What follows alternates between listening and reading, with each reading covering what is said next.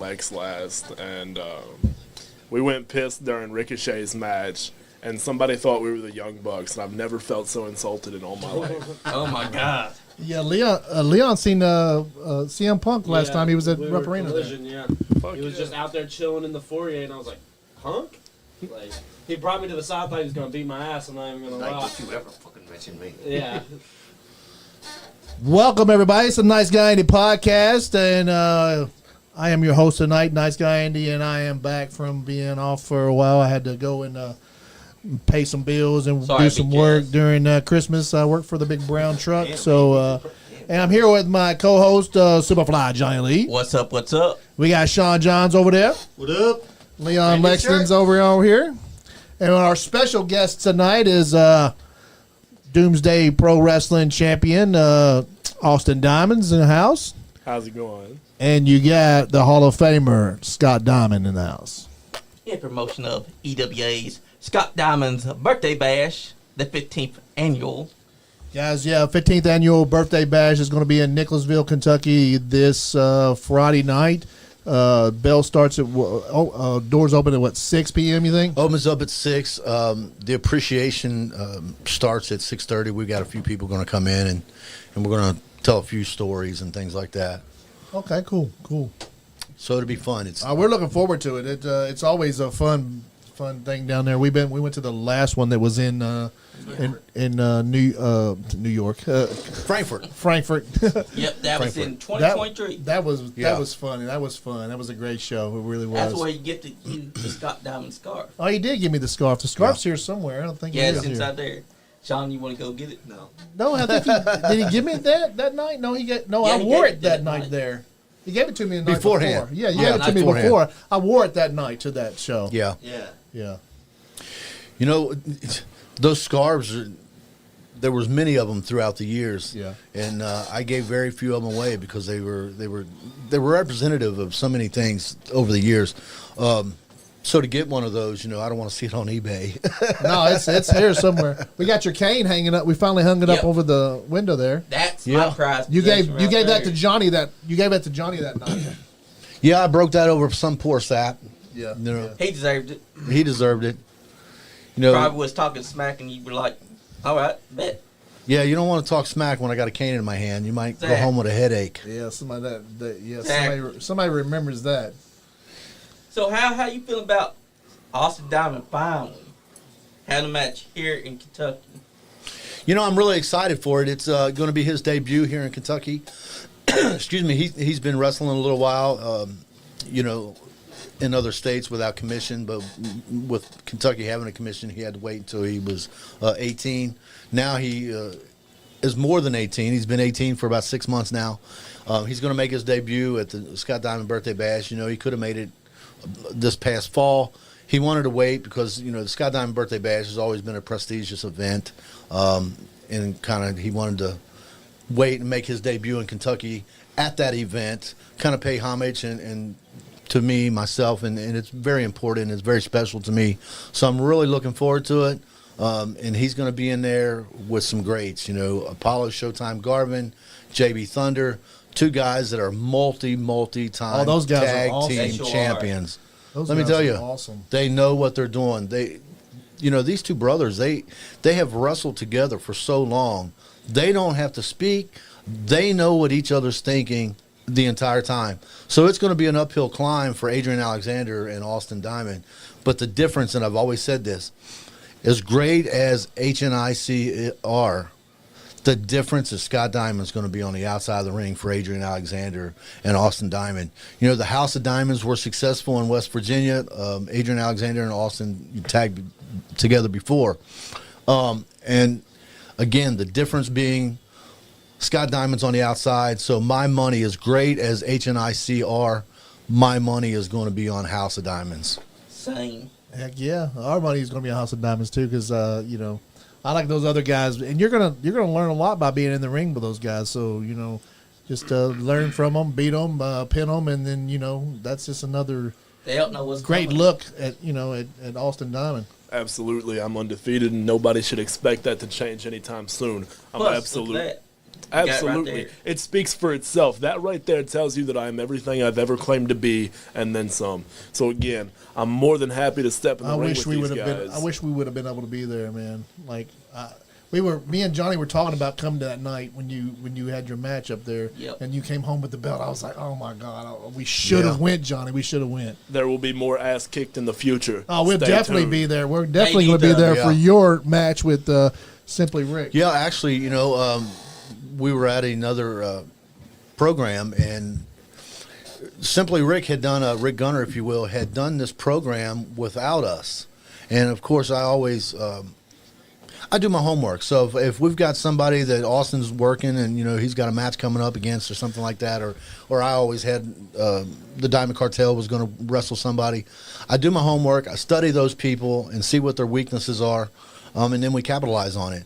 And so I was watching this other podcast that Rick Gunner was on, and I was really kind of flabbergasted that he called out myself. He was kind of upset with the Diamond Cartel, but he said the person that I really want to get into the ring is Scott Diamond because I know he's the head of the snake, and if I can take him out, then the rest of the Diamond Cartel will follow. So I was really kind of flabbergasted that he wanted me to come out of retirement. But, I've never backed up from a fight. I'm not backing up from this fight. Rick Gunner wants it. He's going to get it. But as the Pope said, be careful what you wish for because it's not always what you want. Exactly. You got a lot of friends that are very, very, Well, and he talks about being in the ring with Dutch Mantel and this, that, and the other. And I'm not going to take anything away from Rick Gunner. He's been in the ring with some of the greatest that ever graced the squared circle. Yeah. But the difference is this. First of all, I'm a United States Marine, so I'm the deadliest thing on the face of this planet. Exactly. My mindset is higher than almost anybody out there. And I've been in the wrestling business for a very long time. I've won over 200 championships via either being a wrestler or a manager. And either way, even being a manager, there's a lot that goes into that. You have to be a very good tactician in order to beat some of these great teams. And that's the one thing that I think that Rick Gunner forgot when he called me out. I've proven myself time in and time out, and this is not going to be any different. I'm looking at about 230 pounds to about his 140 pounds. I was on the ground floor of fighting terrorists. Size matters, guys. And I'm telling you, that's what she said, That's what she said. And I am going to rock his world, and it's going to be the worst thing that he ever asked for because once he gets it, he's going to realize he messed up. What's he thinking? What's he thinking? He couldn't have been thinking, Andy. He was thinking with his anger, wasn't he? He was thinking with his anger. His anger got the best of him. Yeah. He was on that program. He wanted to spout out. He wants you because he know he can't beat the young man. Hey, man, had he thought twice, it'd be two more thoughts than he had all day. He can't beat you. He knows he can't beat you, so he thinks he wants to pop him. After what Adrian and I did to him, the cat hasn't had a thought since. Yeah. How he's still walking after what Adrian did to him, I will never know. I put the boots to him. Adrian followed suit. JR Rock, Tank, Pops. We have shown everybody that Doomsday Pro Wrestling is at our mercy. But, as Levi Motionless found, we have no mercy. We have no mercy. That's right. And you know what? Rick Gunner was crying as soon as that elbow hit the back of his head. Oh, Tank was up there too? Tank was up there too. Oh, Tank. Yeah, the and enforcer. AJ JR Rock. Frank the Tank has been the enforcer for the Diamond Cartel for the last 15 years. Yeah. And when you step into the ring with a 500-pound guy that is as agile as Frank the Tank, I mean, I haven't seen a big guy as agile as him since Bam Bam Bigelow or Ernie the Cat Ladd. Is he going to be at the Bash? He will be there. Oh, Frank's going to be there. You better watch out. He will be there. And let me tell you, he'll be cleaning house. This year, because it's the 15th one, I generally put up $1,000 of my own money. Yes, you do. This year, because it's the 15th one, I'm going to put up $1,500. Oh, wow. And I'm telling you this. Johnny, we need to get in this battle royal. With Adrian Alexander being in there, with Austin Diamond being in there, with Frank the Tank being in there, and Scott Diamond again on the outside, I have no doubt that we are going to write a check. I'm going to write a check, and the three or the four of us, if you will, counting myself, we are going to spend that check.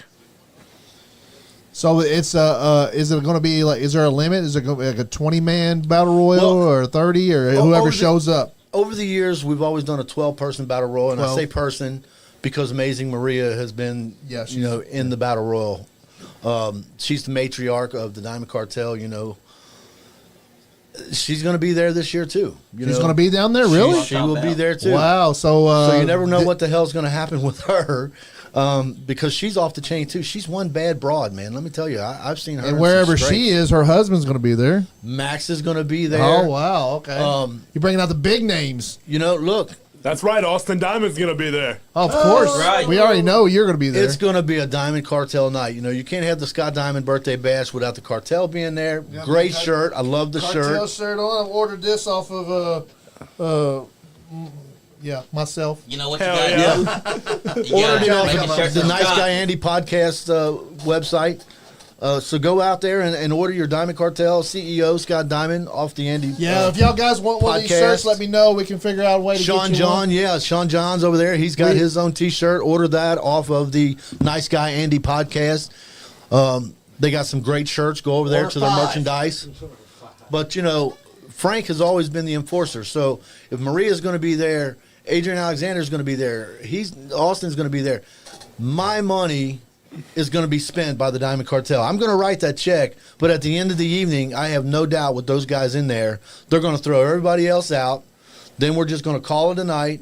We're going to split that $1,500, and we're all going to go out. It's gonna be a long night at the strip club. Hell You yeah. already know. Hell man.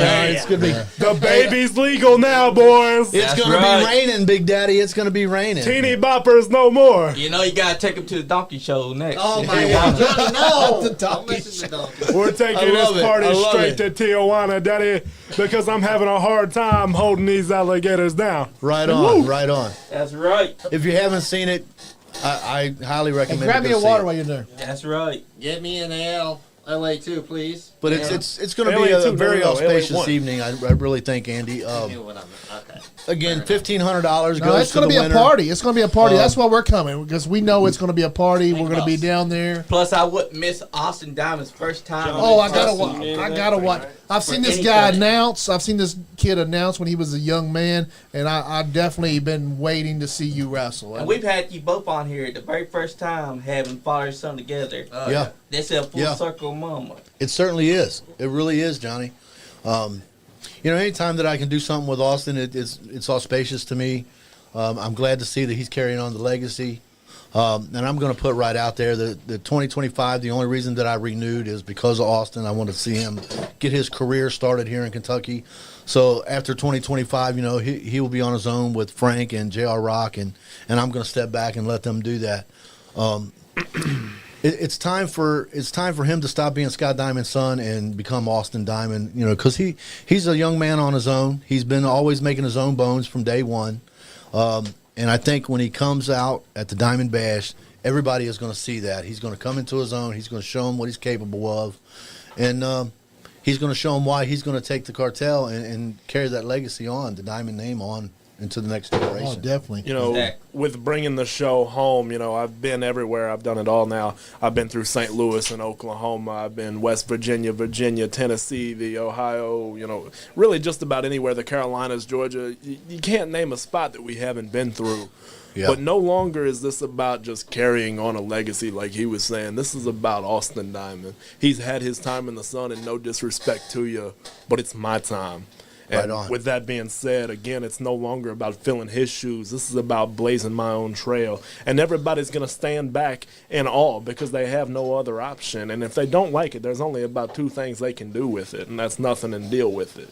The clock runs on my time. I am the Doomsday Pro Wrestling Heavyweight Champion because I am the baddest man on the independent scene today. Austin Diamond is here not to carry the Diamond legacy. Oh, no. Austin Diamond is here to carry the business on his back. Austin Diamond is everything that you have ever wanted to be and then some. And all you got to do now is sit back and watch. That's right. Sean, did you see my shirt? I did. I saw it. Yeah. Diamond Cartel, the CEO Scott Diamond shirt. Order it John on the Steven. Nice Guy Andy podcast website. Contact them. Get your shirts. Yeah. That's right. Cash All at me those. $65 and I'll make Andy make you a That's shirt. right. See, that's a smart businessman right there. You start selling John shirts for Steven. $65. We can do some business. Diamond Deluxe 06 on John Cash App. Stevens says, any chance we can see the Nice Guy Andy podcast crew in the birthday battle royal Friday? Hey, never say Well- never in this business. Well, as I was saying to Andy earlier, generally we opened it up to 12 persons. This year, because it's the last one, it's an end of an era. So I opened it up to anybody that has a Kentucky wrestling license. is capable of getting into the Scott Diamond Birthday Battle Royal. And I mean, anybody's got a shot at that $1,500. But again, with Frank the Tank in there, Austin and Adrian Alexander, my money, the Cartel is going to bring that $1,500, and then we're going down to the strip club and make it rain. That's right. I came up with the idea. Do I get to go? Hey, if you get a license, Leon, bring it, man. Bring it on. You can get in the battle royal. Over the top rope at the end with all four of y'all win.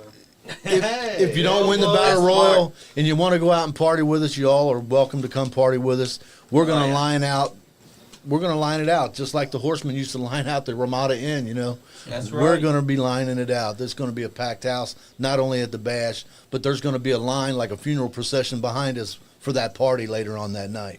That's a prestigious night, too, because it's your night. The whole thing is all about Scott Diamond's birthday. You know, it's very prestigious. I'm very grateful. You know, the Scott Diamond Birthday Bash originally was not my ideal. Yep. It was Black Rain, a.k.a. Jeff Waldridge's idea. And that first year, we packed it out, standing room only, and we've been doing it every year since. So, you know, I was very grateful that he had started it, and it was over so well that we just continued it on. But this year, in fact, will be the last one. And so come on out, because it's certainly going to be a party. You know, it'll be my 60th birthday. So that's a milestone in itself. Exactly. And we're going to go out there, and we're going to have one hell of a time. The champagne will be flowing. Everybody will be having a good time. We'll be throwing around money like it's nothing. We're taking bets on who gets a cake in the face. That's happened in the past, you know, and I don't care because I like cake. That's right. Cake is good. Yeah, I mean, if you got cake, bring it. And as I say, this would be the end of an era because Scott Diamond Birthday Bash is now on its 15th annual birthday bash. It will be the 15th, and I'm, like I said, I'll be turning 60, and so it's just a good time to pull the plug. So next year we're getting the Austin Diamond Birthday Bash. So next year, That yeah. should be the new one. Next year, we'll have to start doing the Austin Diamond Birthday Bash, yeah. In addition to that, in place of or in addition to admission, I invite anybody and everybody to bring any leftover champagne from New Year's with them. Yeah. That's right. Yeah, we like our champagne, so bring Looks it. like Carson Drake's going to be there from NWA. Carson Drake Yep. is. Look, I've said this before. The Scott Diamond Birthday Bash always brings you the best that wrestling has to offer. You know, we bring people from all over the country. And I'm this year, looking forward to this match, this Chris Michaels versus Omega match. hey, look, it's going to be great. You know, Omega is a great up-and-coming star, but Chris Michaels is a crusty veteran. He's very good at what he does. He's been around a long time, and he's one bad dude. So to see Chris Michaels and Omega, that's one match that I'm going to be sitting and watching myself.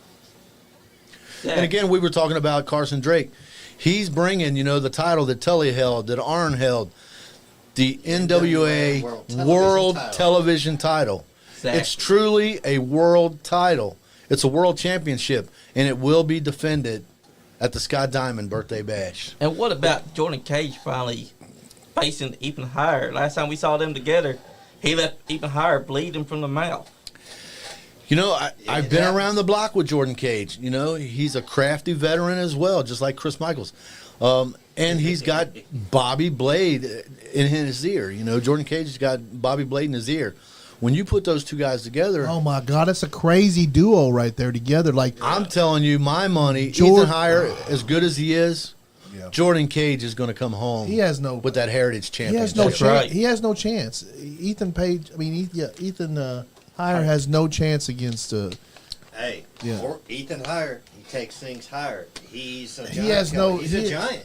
The kid's got great energy. He's You got know, great very energy. athletic. It's Jordan Cage. But- he was New South Wrestling Pro. He was New South Wrestling's champion. He Okay. was. He beat Larry D. Right in the. I know. I was there that night.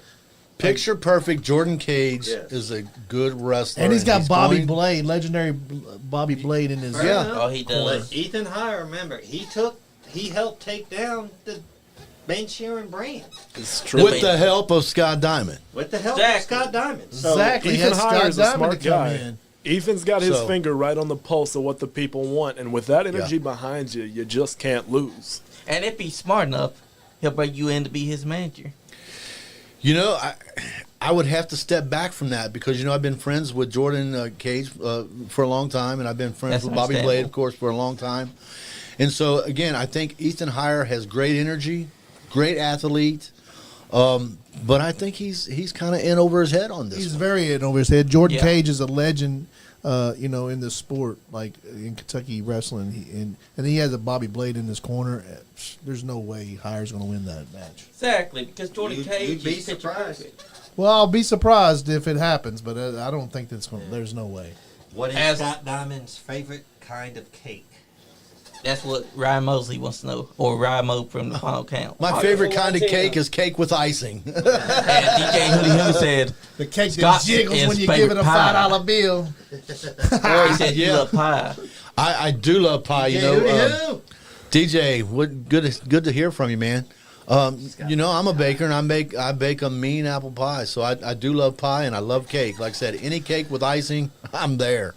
That's right, because, man, you can't go wrong with a perfect pie. You cannot.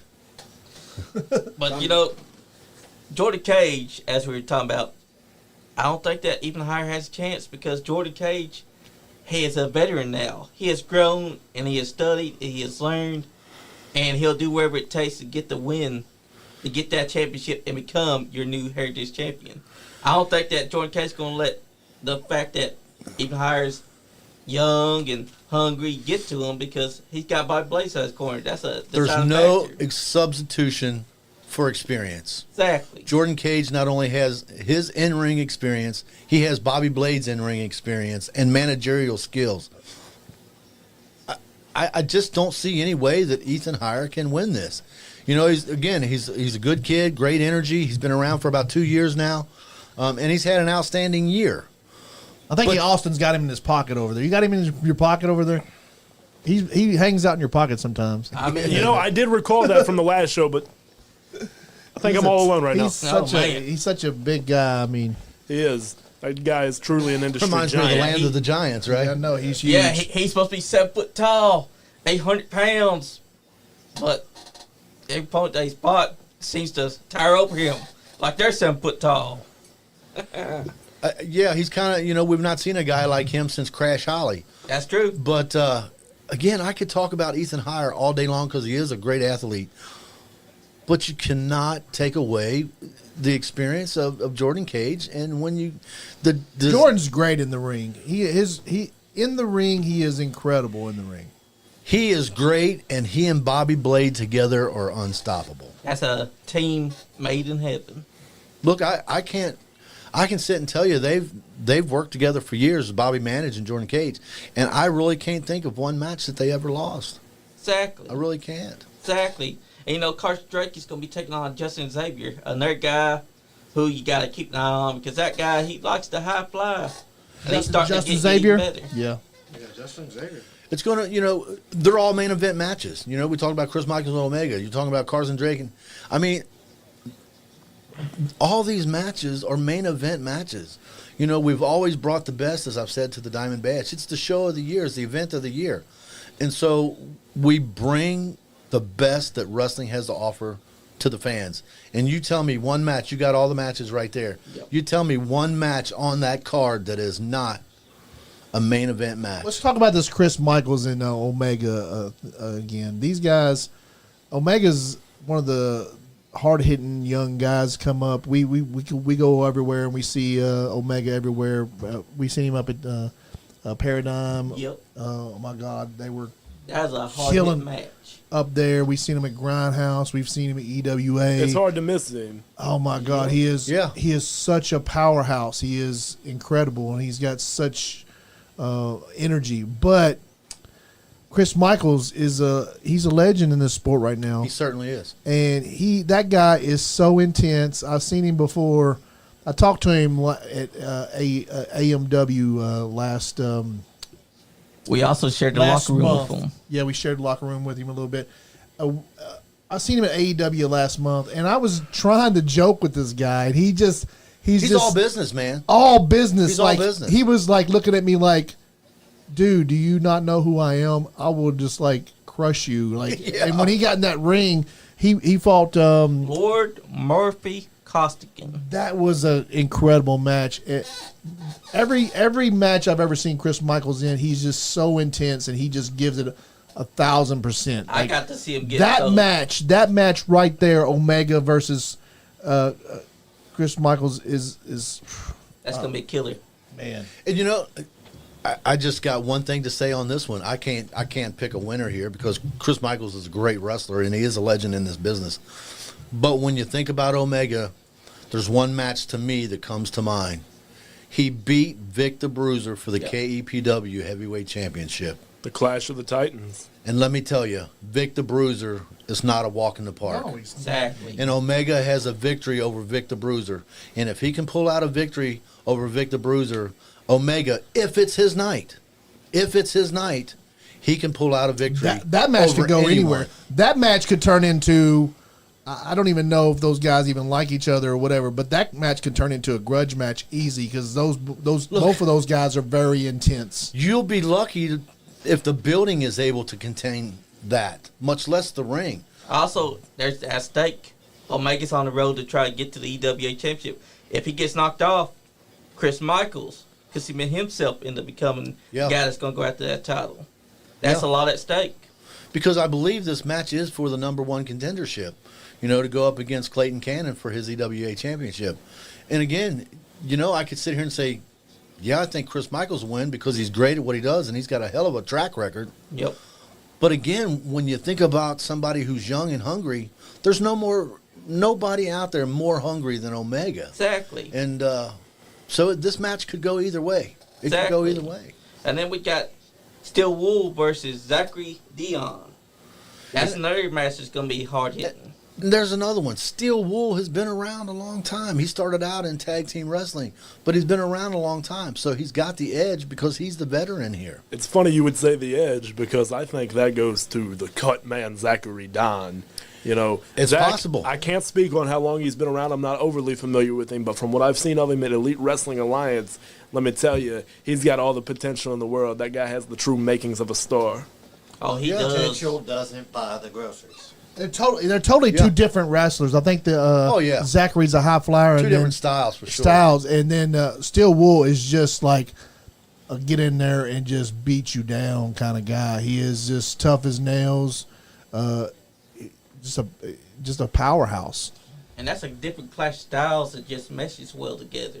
So we're going to find out who's got the better edge during this match. Will it be Zachary Don or will it be Steel Wool? Again, there's not a match on the card that I don't think would be a main event match anywhere. So I've only been able to find those. Is there any matches that we don't know about? Because I looked on the website and I don't think there's any. We definitely have to shine a little more on Justin Xavier and Carson Drake. This is a story that's as old as time now. These two cats were tag team brethren up at Ascend Pro Wrestling out of Cincinnati, Ohio. Yeah. And, man, they were great. They were the best of friends, some of the best tag team action that the world had ever seen at the time. And Carson Drake outgrew Justin Xavier. Yeah. Carson Drake turned his back on him, pummeled him all over the Ascend Pro Wrestling Rise Championship.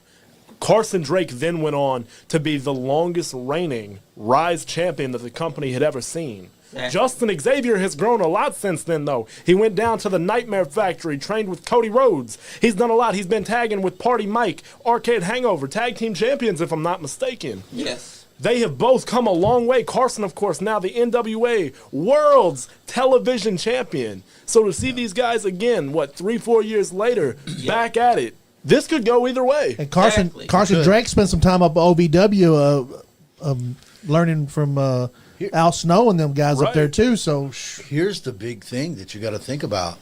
As Austin said, these guys were tag team partners, so they know each other. So before Carson can do something, these guys know each other so well, they'll be able to counter each other's moves. And what's going to make the difference is the first one to make a mistake, the other one's going to be able to capitalize on. And Chris because Crow again, said, they "What's know up?" each other so much. Chris Crow, there's another one. I got nothing but great things to say about this kid. He's going to go far. is he having a match too? Oh, he should have matched. Cause I don't believe he'll be there that night. Oh man. We had him in the studio here a while back. He came in on a special day on a Sunday. We had an early show. What a star Chris Crow is. And my favorite thing from him was they said if he's going to go out there and he's throwing punches, they're not going to be worked. They're going to be snubbed. Look, and I'm telling you, there's a few guys in the top 5 that I say this about, and he is one of them. 2025 is going to be his year. It's going to be his year. He is a hell of an athlete, and I'm telling you, you guys have seen him. I've seen him since he came into this business. He is a tough, tough competitor, and anybody that gets into the ring with Chris Crow, they're going to have their work cut out for him. They will be sure to remember him. You know, he too, it's another one. It's his time. For far too long, he was rated as just a tag team guy along with Sean Hoodrich. Yep. But he showed everybody when he beat Sean Hoodrich down, when he beat down the Zodiac, he showed everybody that this is his time. He too was tired of being in a shadow, tired of being stuck in a rut looking to fill shoes. And here he is, beating down great names all over the state. Not all over the state, all over the country. Chris Crow does everything effortlessly, and that's why he's going to go as far as he will. He can go as far as he wants because he, as he said, it's effortless. He makes it look so easy. He's such a fluid wrestler that it's like, what can this cat not do? And his personality is incredible too. He's got that personality. He's coming in on his own with the creativity, with talking, and like just a great guy. Well, the thing is, whatever he says, he can back up. Oh yeah, he's backing he can back it up. Like he proved that against Zodiac. Zodiac thought that he's going to come in there, take this kid out. What happened? He suffered the exact same fate that everyone else before him had suffered. You know, Zodiac is a great wrestler, but I think, as you were saying, he took him lightly. Yep. Yeah. You know, Zodiac's beat so many legends and so many people. He's a great wrestler. That I think that he's overlooking some of these younger cats, man. I think he got a little overconfident, and he paid for that. Yeah. Yep. He got to suffer what everyone else has suffered. That damn spear, that Chris Crow hits. Oh, he'll There's crack your nothing more ribs, man. perfect. It's like being hit with a Mack truck. Exactly. There's nothing that compares to that. Zodiac's been down there taking hits from Stan Sierra and freaking Cal Maggard for years. Like his head's has got to be warped. His mind has got to be warped. He's got to have thousands of concussions. You know who else? Fighting those guys. You know who else suffered that spear? Morgan Jane, because she decided to put herself right in front of him. Put her ass completely out of the business. Should have known. Yeah. She hasn't been back. She hasn't been back.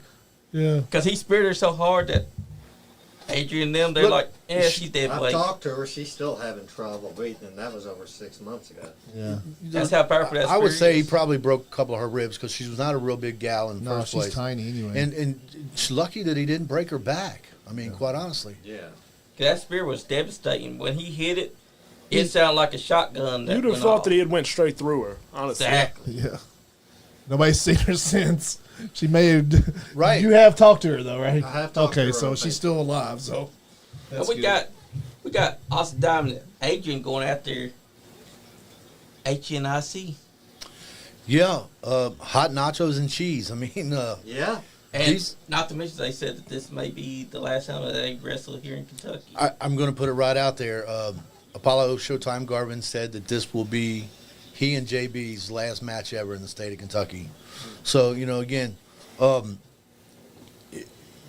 Apollo's only wrestled on our side one time over the years because he said, my favorite line by Apollo, you know, I tried to get him to join the cartel so many times over the years. Yeah. And he just wouldn't do it. You know, he just wouldn't do it. Yeah. He filled in with us one time at a bash, but he would not join the cartel.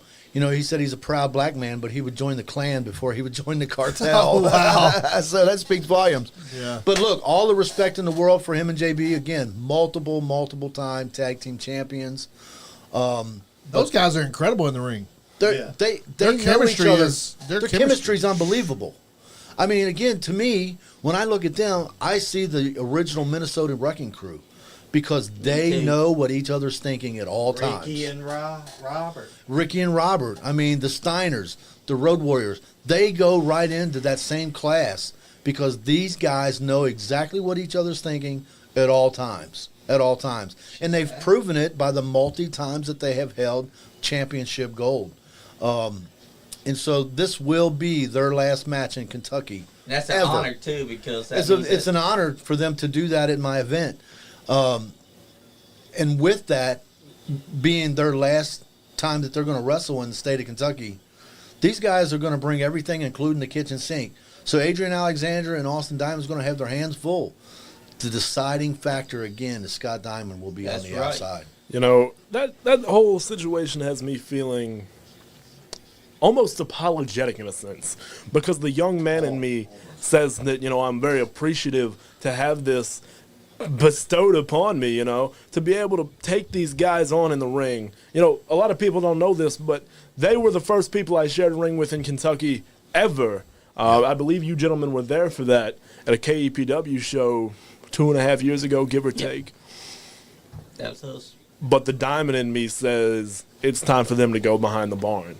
So, you know, I feel conflicted about it. Again, I cannot display enough my appreciation for this honor, this privilege.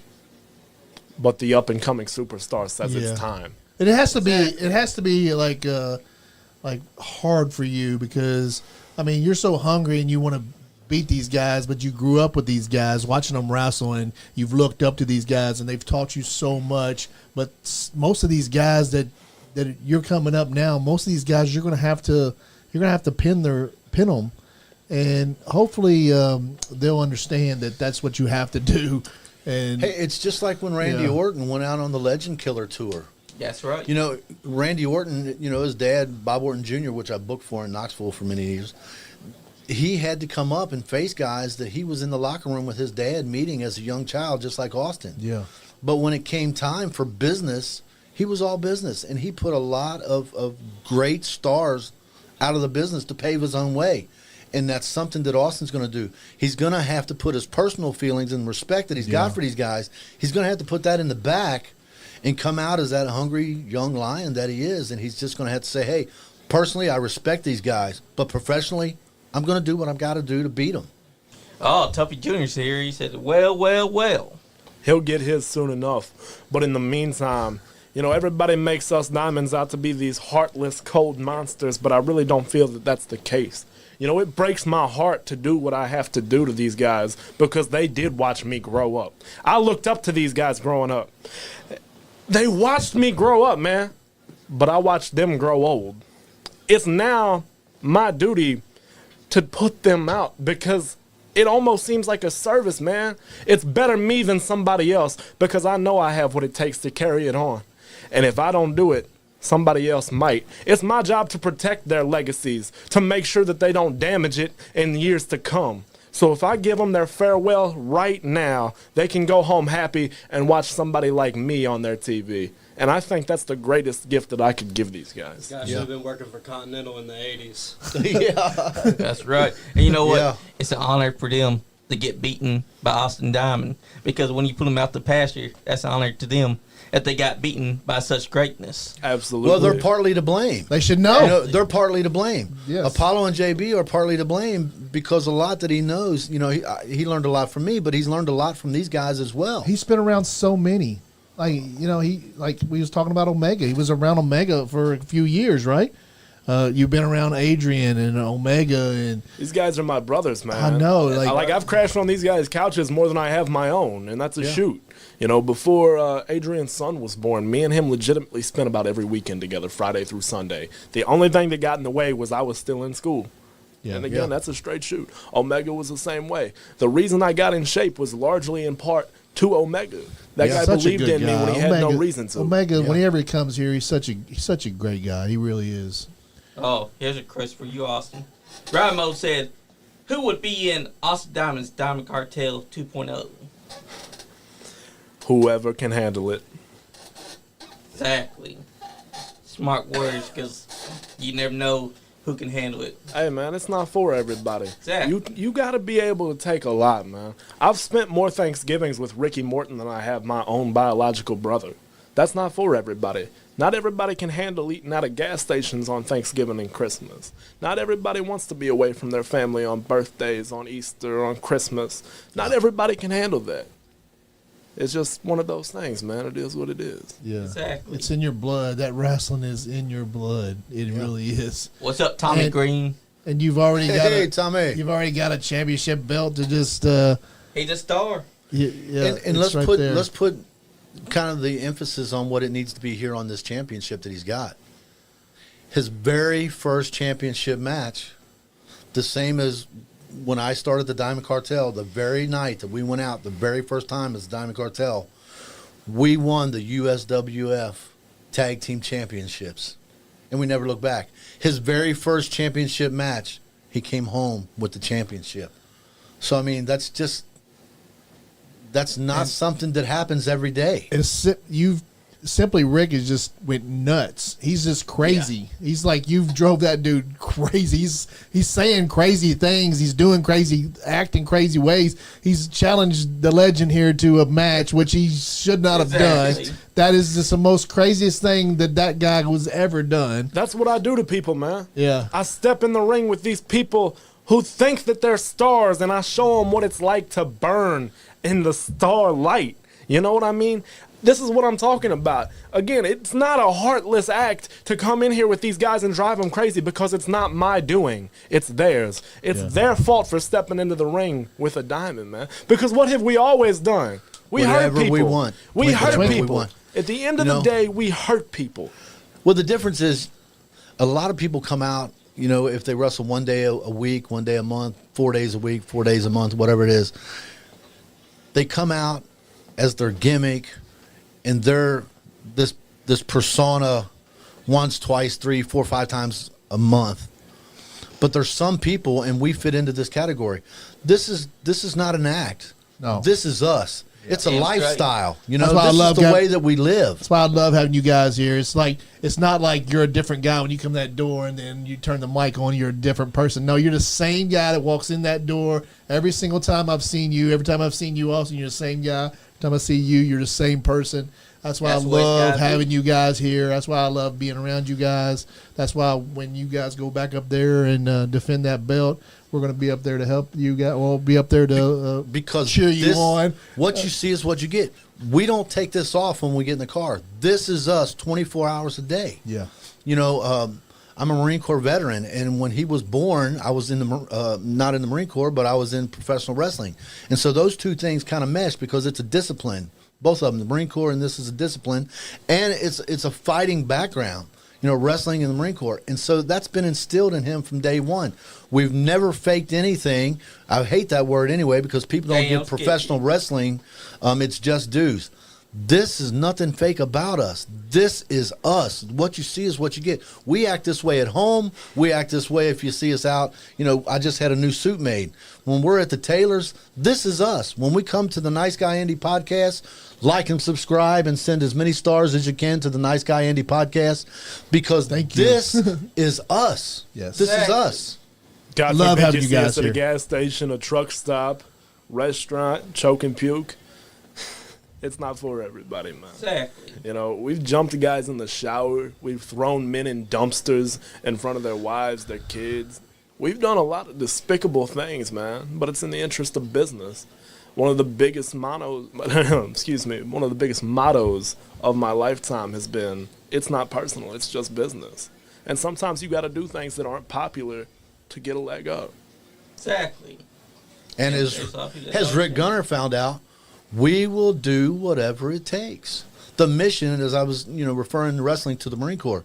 In the Marine Corps, the mission is the most important thing. In wrestling, it's no different. The mission is the most important thing. And that night, the Doomsday Pro Wrestling Heavyweight Championship was the mission. The mission was to bring Austin Diamond and this belt together, and we did that. It's here.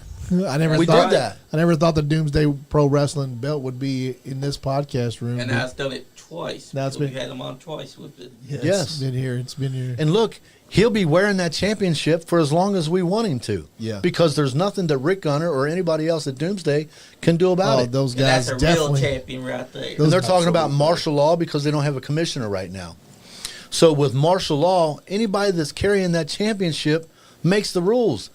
Hey, we didn't need that championship to make the rules because Austin Diamond, Scott Diamond, the Diamond Cartel, J.R. Rock, Frank the Tank, we've always done whatever we wanted to do anyway. So him saying that the DPW locker room is going to be martial law, that's no different than what we've been doing the last 15 years. Yeah. Exactly.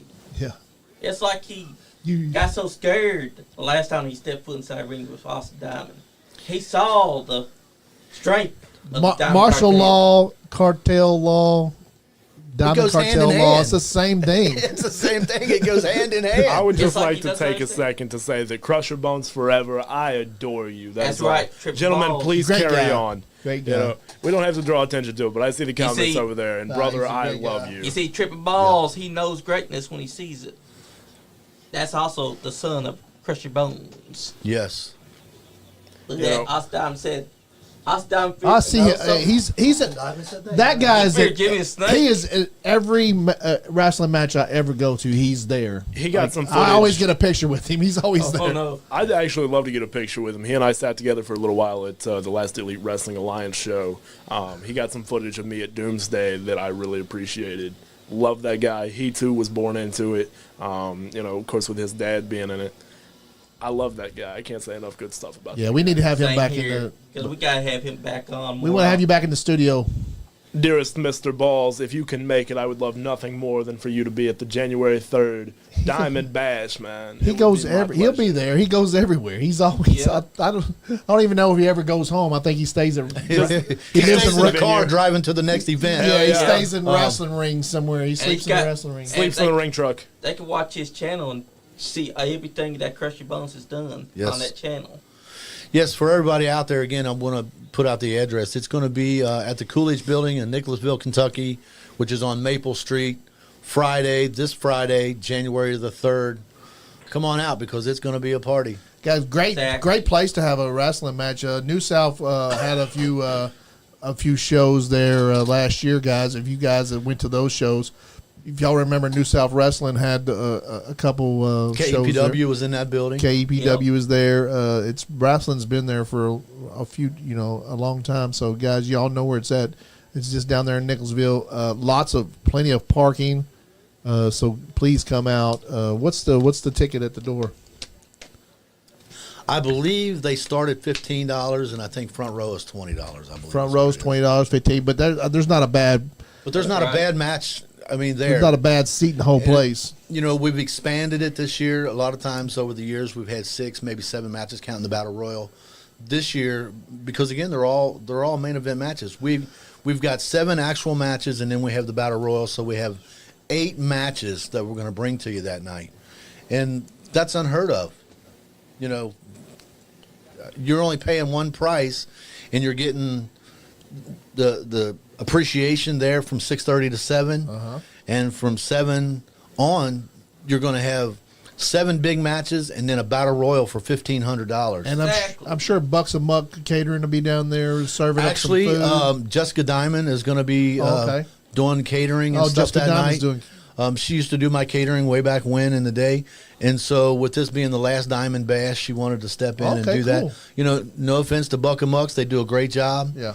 I had talked to them about possibly doing it, but Jessica expressed to me, with it being the last, that she would like to do it because it's an end of an era for her as well. Yeah. Because again, years ago, when I was promoting, she would do all of my concessions, and she couldn't cook when I met her, but she cooks really good now. She cooks really good now. Yeah. That's right. And so she's going to be doing the catering down there. So she's going to bring out a lot of good food, and it's just going to be one hell of a night.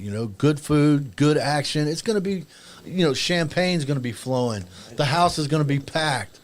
You got the time, bro. It's 10 till 9. I mean, there's a reason that it's the event of the year.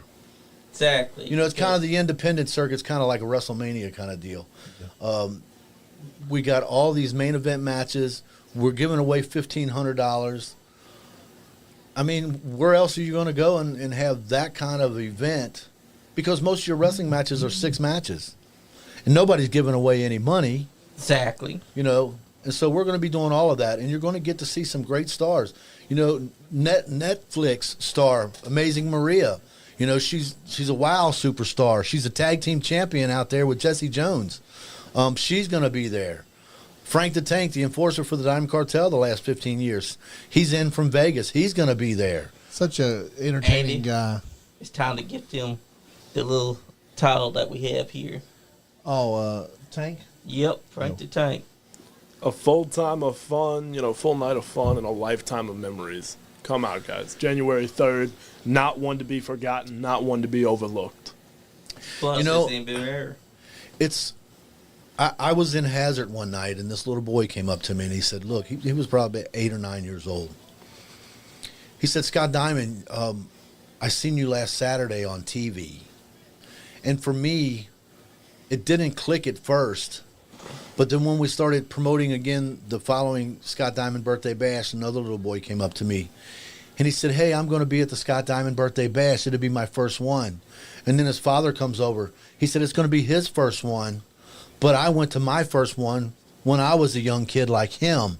So it really, for these children to come up and their parents, I knew their parents when their parents were children and they were coming to the Scott Diamond Birthday Bash. And when they say, they're coming to the bash, they see me on television, that really made it come full circle for me because all of us were those little boys that were watching wrestling on Saturday. And now when I have people, like Sean Johns, I watched Sean Johns grow up, at ringside. When these guys that are now grown are bringing their children or their children saying, hey, I seen you on television, that means so much to me. That's a feeling like you just can't describe. Exactly. Tommy Green said, is there room for one more? Tommy Green. Hey, there's always room for an old man. I'll tell you, I'm going to be there, so I don't want to be the only old man. Come on. And Tuffy Jr. said, I'm heading to bed. Night, y'all, and Oscar Diamond. Hope you dream about me tonight, Princess. He also said that you might see him at the birthday bash. I would love to see Mike, Tuffy you better and Tuffy bring your Jr. ass out. Yeah, if he's not busy in a dumpster somewhere. I'll be there when I get off work. So It's going to be a hell of a show, too. I got to work till 6 that night. It's going to be a hell of an event. It really is. Again, Like over Bobby the years, Green's on there, too. Hey, Bobby. What's up, Bobby? Bobby Green. It's always been a great event, and this year is not going to be any different. Like I said, it's amazing that the camaraderie that's been showed to me over the years and the rapport that I've gotten with so many people over the years. Look, it's not just everybody that can bring the NWA World Television Championship there. Not only that, we're going to defend the Heritage, the Elite Wrestling Alliance Heritage Championship. So we got 2 championships on the line. We've got, many championship wrestlers on there that's held. Jordan Cage has held many championships. HNIC, Yeah, there's not many too many championships. people on there, I don't think that have held gold at one time or another. Right, almost Just about everybody. just about everybody that's going to be on the bash this year has held championship gold at one point or another. Frank the Tank, again, he's always been the enforcer. He's been heavyweight champion. He's been multiple time tag team champion. Ohio State champion, equality champion. Equality champion. He's held many championships. And along, again, like I said, with Jordan Cage and a lot of the other people there, there's not but maybe a couple of people that's going to be on the bash. Chris Michaels, again, former champion. Omega, former champion. Almost everybody that's on this card has held championship gold at one time or another. Exactly. And that's a lot of talent. It's the top tier. It is definitely the top tier of talent that's going to be there. And it's also the Scott Diamond Birthday Bash, which everybody and their mama should know about. Look, they all know. I can tell you a quick couple of funnies. I had a friend that was going to Bristol, a guy that I served in the Marine Corps with, and he calls me up and he says, hey, man, we were talking about wrestling, and these 2 guys that were going with me, they mentioned your name. And these guys are from Charleston, South Carolina. They were driving to Tennessee for a race. And so, I started down south, so I got a little bit of notoriety down there years ago. But these guys down in Charleston are talking to my buddy that's going to the race with them, and they're talking about Scott Diamond. And so Paulie says, oh, yeah, I served in the Marine Corps with him. I'm good friends with Scott Diamond. And they started laughing at him, said, yeah, you're just trying to look big because you don't know Scott Diamond. And so he calls me up and says, look, these 2 cats are laughing at me. He said, I don't know you. Can you talk to them? And I said, look, if I talked to everybody that tried to call me on the phone, I'd never get off the phone. When I was promoting and writing and booking and stuff, I would get about 175 texts, emails, and calls a day.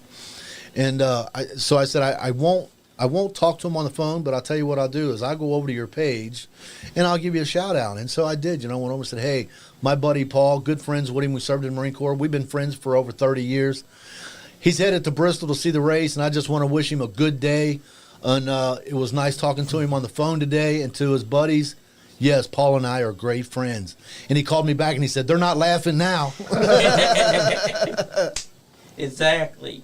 That just shows how far your name reaches. You know, I've sold merchandise in Wales. I've sold merchandise in Puerto Rico. I've been very blessed. You know, I've been surrounded by good people at what we do. And so with that, I'm not saying I'm the only reason that made my career great. You know, certainly being able to answer the door when opportunity knocks is a plus, and I was able to do that. But I was always surrounded by people that had great talent as well as me, and they could answer the opportunities knock as well. And so, you know, it's partly me, but it's partly the people that I've been surrounded with. You know, Amazing Maria, Frank the Tank, J.R. Rock. That's what has, I think, helped me elevate my career to the point that it is now. Exactly. And plus, Austin Diamond here, his name's getting out there because he's had so many people that has helped him get to where he is now. And he's learned from them. Yes.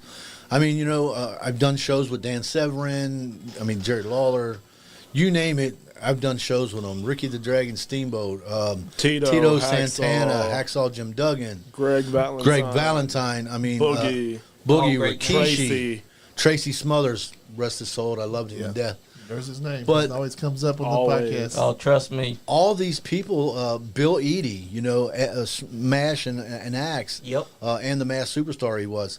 I mean, all these guys that I've done these shows with, Austin had the opportunity to learn from all of them. You know, he sat in. We've had people come out and put on seminars.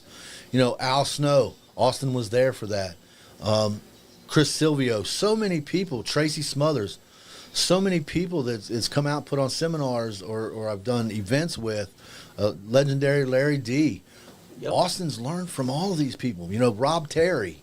He soaked in that knowledge. Which Rob Terry was a beast of a guy as well. I mean, one of the biggest guys I've ever seen in my life. So everybody says, "Hey, I'd love to be that fly on the wall." Like actually, Austin has been. He was that fly on the wall. Right. Like the little kid in the back, just nobody knew he was sitting there. He was And just he was listening like to all the troubles stories. Look, Rob Terry says to me, I come into the back, and Rob says, "Hey, you sure this kid is not a midget?" And I said, "What are you talking about?" He said, "Your son." He said, "I was trying to talk to him like a little kid, and he started talking over my head." You know, so he's like, "You sure he's not a midget?" Because he's not a little kid. I said, "Well, he's, you know, mentally he's not a little kid. He's young, but he's sat under so many learning trees that he had the opportunity that most people don't get." Hard to believe he didn't want to talk about Dory Funk Jr. with the 6-year-old. Right. That was one of the questions he asked him. He said, "You know, who's your favorite wrestler?" And Austin says, "Well, past, present, all times. What are you talking about?" And Rob Terry says, "Well, you know, all times." He said, "Dory Funk Jr." What'd you say?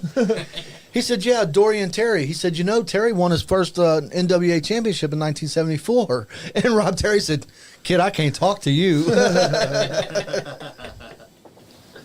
But it's true. So Austin, is there any like being, you know, the kid that's there listening to any of those stories? Is there anything that just stands out to you? I'm sure you have 1,000 little stories to tell, but is there something that you can tell us that's just we wouldn't think you knew?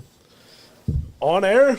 That's the qualifier. Well, Hold up. let's see here. The bathroom trips we can't talk about. Can't talk about the midget and the jelly beans. Let's see here. Ask me that same question when we go off the air. Okay. Well, Give her a minute we to want the think story about it. for the air. We'll get kicked off the air. Side note, I see Gina in the comments. Go home. You have something else that's better to do, huh? She said she's Scott Diamond. Scott Diamond is awesome. Nobody else. Just Scott Diamond, right? Yeah. Go home, Gina. Yeah, I'm pretty awesome. Thank you, Gina. Sometimes We got Turbo Tire tuning in as well. Johnny's pretty awesome. Sometimes. I'm awesome all I'm the time. always awesome. You don't believe What me, you talking just about? ask. I got the Sean, you got secret. any questions for Scott Diamond, Austin Diamond? No, No, you cannot feel it, Sean. I never said that was never my I appreciate that you waited until I was of age, but the answer is still no. Leon, you got any questions? I never want to feel you. I just like listening. Yeah. It's, you know, let me say, Leon and I have talked on the phone several times being up here. It's really great that he was able to come in and make it with us tonight. Appreciate that. Yeah. And he's part of the podcast. Even when he's not around, Yeah, we still consider him I got two one of the top Evans. dogs. two heathens. He knows a lot about wrestling. He knows a lot about wrestling. He's studied YouTube a lot about I wrestling. love hearing you talk about just like the old school psychology of wrestling. It's my favorite. That's the one thing missing from the business. Exactly. You and I had a conversation about that. The psychology just isn't there Yep. anymore. When y'all talk about it's crazy because like we're watching this and it's feel like it has less of that than like when you go to an independent and like they're like especially down here in the South, like you can definitely feel like they take and embrace the traditions of wrestling. I think that's really where it stands because I think you want people to come back.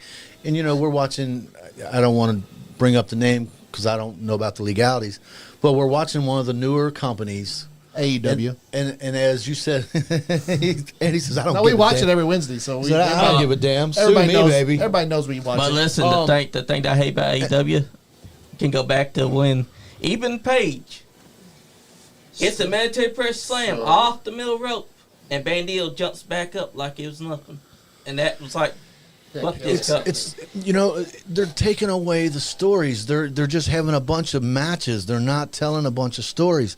And I really think, Leon, that's what's lost. The psychology is the hardest part of our business. So many people think they know it, and most of them do not. Right. Psychology is the hardest part of our business. And when you take out the psychology and you take out the stories, why the hell should I come back? Exactly. They go so fast. Like AEW goes so fast with their storylines. Like draw it out a little bit. Like let us know some when I was in the Navy, they said thanks for feeding us so well. attention. They when I was in Chief Giovinco taught us attention to detail. Amen. And they don't show us no attention to detail. They don't give us any kind of tiny little details that we really need to know to make the story better. It's like when I was younger, it's like when you're a little kid before he was showing me wrestling, I would sit in my mom's room and I'd watch the novellas and the Days of Our Lives and stuff, and then it kind of transitions to wrestling. And it's like certainly when the Days of Our Lives can tell better stories than the wrestling, it's like what's happening? It should be a soap opera. Yeah, it's a male soap opera. That's too like That's what we're selling, yeah. Exactly. We're selling the stories, Some of the greatest stories ever been told have been told in the wrestling ring. That's right. It certainly has. I watched Ric Flair, the end of Ric Flair and Shawn Michaels, and when he's just sitting there and I've watched movies, I've read books, video games, all this, and when he's like give it to me, you don't get that anywhere else. And also, don't forget when Shawn Michaels says, "I love you" right before the super kick. Right, as we were saying earlier, mass respect. You and me both, really. Yeah. Because, again, he had mass respect for Ric Flair. They respect each other. That's right. But Rick said, hey, because of the kind of man that he was, I don't want you to come out here and feel sorry for me. I want you to give me your best. Yeah. And Shawn, as Austin said earlier, it's not personal. Personally, I love you. But business, I'm going to show you.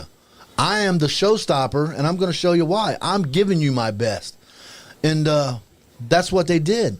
And when you talk about being real, because wrestling can be very real, that makes the best story because there's connection. Tears to my eyes, you know what I mean? Oh, exactly. It's the most compelling form of storytelling I think ever. It's a play, it's comedy, it's all sorts of things just jumbled into one. And when you can do it right, it's perfect.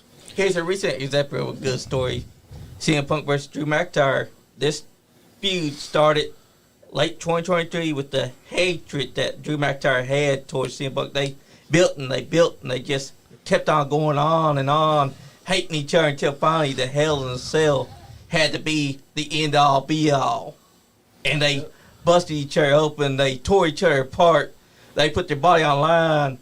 And both of them were out for a long time. Passion he's got when he's talking And that about story, it. and that story's not even over. And then, the bloodline, because it's real. Bloodline, Exactly. right there. You know? So many twists and turns. the bloodline's it's like the Marvel. It's like when you go in and you watch the Iron Man movies. It's like you mix that with the Godfather. It has its epic proportions of just. Yes. I can't even put it into words for it. Like back when Ric Flair and Eric Bischoff had the big feud, when Rick went to Reed's event in Florida instead of going to the pay-per-view, and Eric Bischoff sued him for $2 million. It wasn't a pay-per-view. It was just a Thursday taping.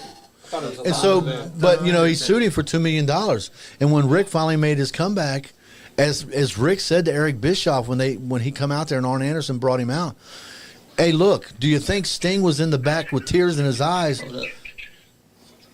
He was back there with tears in his eyes because it was real. You know, it was Exactly. real. Nobody cares about It's Cam. Oh. Say something, Cam. Conveniently, I have to urinate. No, I just want to get on here and tell Austin and Pops, like, how much I appreciate y'all. Y'all been there for me Come to suck a since, dick. since I first started. I remember when I first came to my first. He's got a burn mark on his lip from that already, Leon. I remember when I first came to my first KPW show, seeing Austin in the crowd and his family, and seeing Scott in the ring. I just want to let y'all know how much I appreciate y'all, and I'm ready for this Friday. But I just want to come on here and tell y'all that. Thank you. Thank you, Cam. Appreciate that. Absolutely. Hey, Cam. Austin wants you in the hallway. That's right. Hallway match. You, Austin. I'll do How it. about Sign this? me up. Because I'm only off on Saturday, Sundays, and Mondays. Pick a day. I'm here whatever. Conveniently, here all I'm day. busy Hey, look, Saturday, Sunday, and Monday. We're not above coming to your work. That's right. You know, He works at the wall here in We Lexington. can find him real Talking about fast. work, he got kicked out because of me. So, Was that before or after I cornered you in the bathroom? hey, pick a day. I'm here all night. I'm literally here right now. You know, go- I'm really thirsty. I gotta say, I gave him this much of bourbon. I probably gave Cam this much of bourbon. He was out in the hallway like, Hey, like I'm drunk. Someone come pick me up. so what Leon's saying is you drink one, spill one, pour one out, and he's messed up. No. I ended up drinking his last drink. I will say, Cam is the only guy to ever embarrass me. When I pinned him up in the bathroom, I reached my hand in his pocket to take his wallet, and there was a hole in his pocket. Hey, Never don't want be to go to trying the to put some movies more. with Cam. Oh shoot. That's his. Yeah, that's his MO, right? Yep. Hey, it's good to joke with you, Cam. We That's love his you, Friday brother. night. That's his Friday night entertainment to hold in his pocket. Yeah. I was the fourth guy to try and rob him that day. Thanks for calling in, Cam. He's got 2 different dates in the same evening. Talking about story. Talking about fact. storytelling again. You say that Drew McIntyre and CM Punk had long term. Well, this thing that they're doing right now, Seth Rollins and CM Punk Yep. started when CM Punk first day.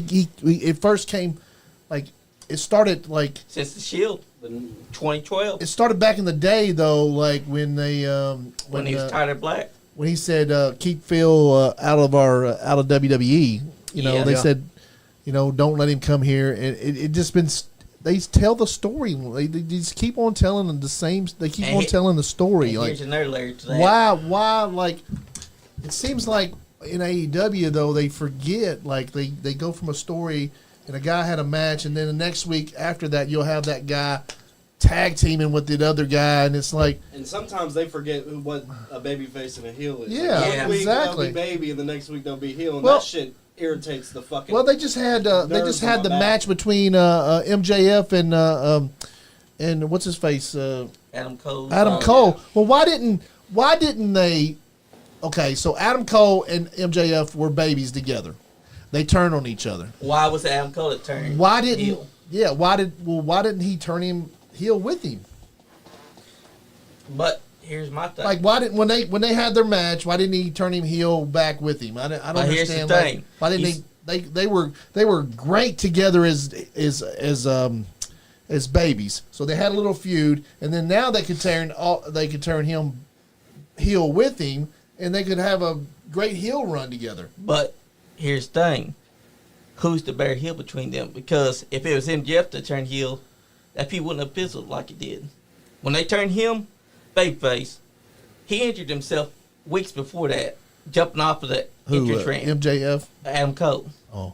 And then they brought in the Undisputed Kingdom, which was supposed to be the devil for some reason, but that was MJF's gimmick. They thought for sure that was going to somehow elevate Adam Cole. All it did was not only mess up MJF's run, but it also messed up Adam Cole's. If you're going to tell a story, you got to be coherent with it. You can't just make Adam Cole wear his They devil forget mask about and it, make him and be then devil. they forget about what the story they're telling, and then they just automatically start telling a different The story. art of the turn has been just bastardized. Like, it used to be Exactly. one of the best things whenever your favorite wrestler would Yeah. turn on a guy, or your favorite wrestler, or the bad guy that you have been like, oh, I want him on the good side so bad he comes to the light. Like, they've bastardized that. Like, Yeah. The greatest face turn of all time is Darth Vader.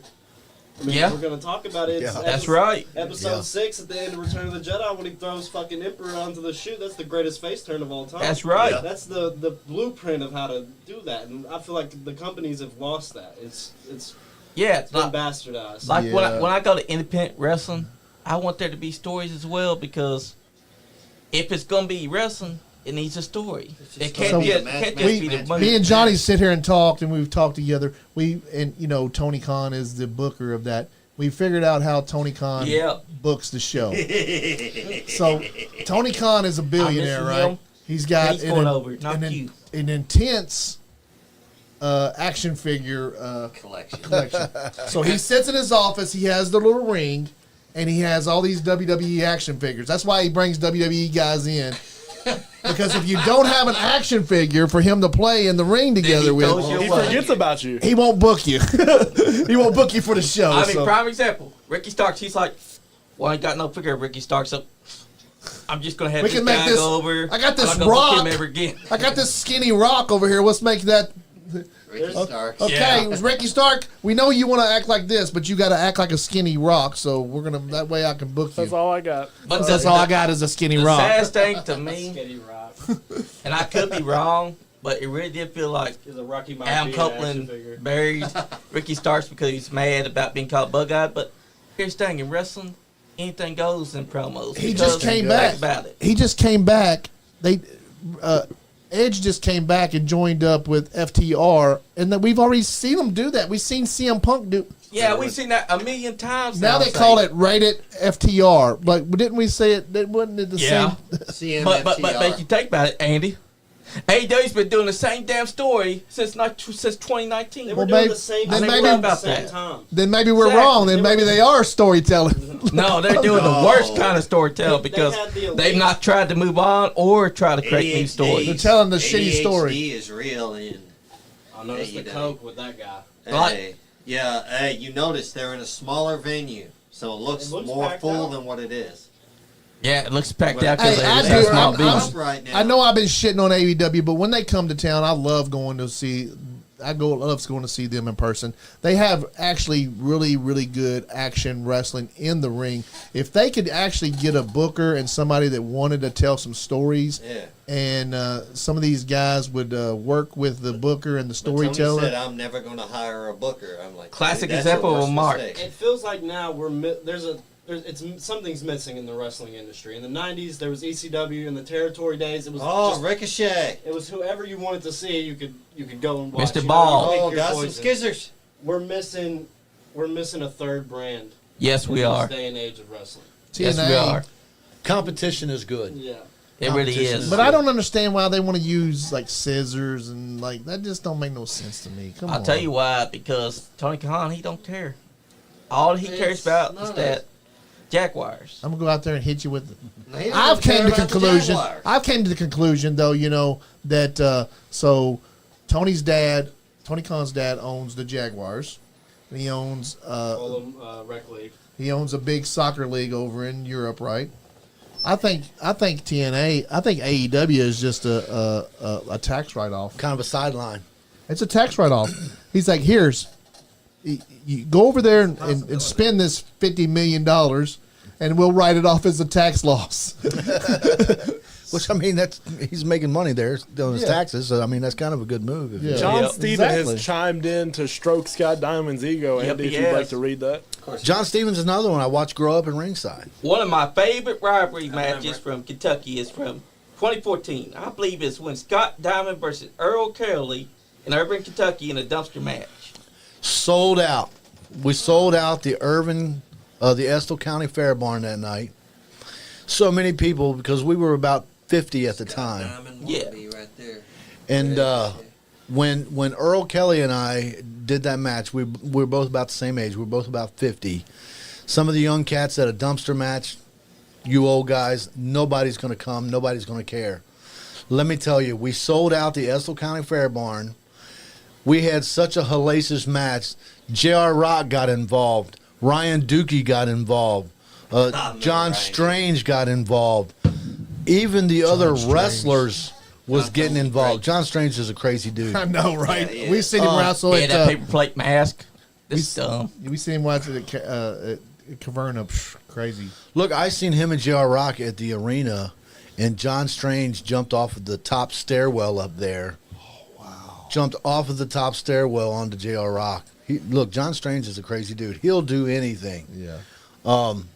But that was a great rivalry. Earl Kelly and I always, we raised a lot of money for Toys for Tots, but I just didn't like the guy, and I guess he didn't like me either. So it culminated, into that dumpster match because, many times I always had people around me. We whipped the hell out of Earl Kelly night after night. And finally he said, look, we'll keep the Cartel out of it. They were banned from ringside. We'll have this dumpster match. Whoever goes in the dumpster will leave SWF. And so at the time, the commissioner was John Strange. Earl Kelly was the CEO, but John Strange was the commissioner. And due to some circumstances, I lost that match. And John Strange fired me right there in front of the people on the spot. But it was... So what's the dumpster match? You got to be put in the dumpster? You got to be put in the dumpster and close the lid. Okay. And the very first one that I remember as far back is when I watched Catchy Jack and Chainsaw Charlie take on the Road Dogg, Jesse James, and Billy Gunn in that dust match. And that's a wild match. And see, actually, Earl Kelly and I, when Ryan Dukey and J.R. Rock and some of the other wrestlers came out, they threw us both in the dumpster. It was like the old guys were taking our spot, so we want to get rid of them. We want to end this match. And so after about 30 minutes, they came out and they threw both of us in the dumpster. And so we literally were in this dumpster fighting it out to see who could get out of the dumpster first. And, Earl kind of hit my head against the side of the dumpster there after we got done throwing some fists or whatever. And so he was able to climb out before me. And I was on the verge of climbing out.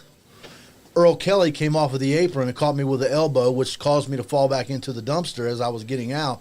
Closed the lid, and it only takes a second to close that lid. That's the only way he won. And as soon as he closed the lid, like I said, it only took a second. It didn't matter that I was able to climb out after the fact, but as soon as the lid closed, I lost the match. Yeah, because the rules are you gotta be inside the dumpster when that lid closes. It's over. And was fired on the spot. I was fired on the spot. Yep, and that's a story within a story because you had you guys fighting and the young guys coming after y'all both because they felt like. But Johnny, I broke 2 of his ribs that night, so I didn't feel too bad about losing the match. Right. I lost the job and I lost the match, but I broke 2 of his ribs. That's right. Always get back. I think my favorite moment in Kentucky wrestling was when Al Steele turned heel on Chucky Smooth and joined with Jim Chadwick. Yes.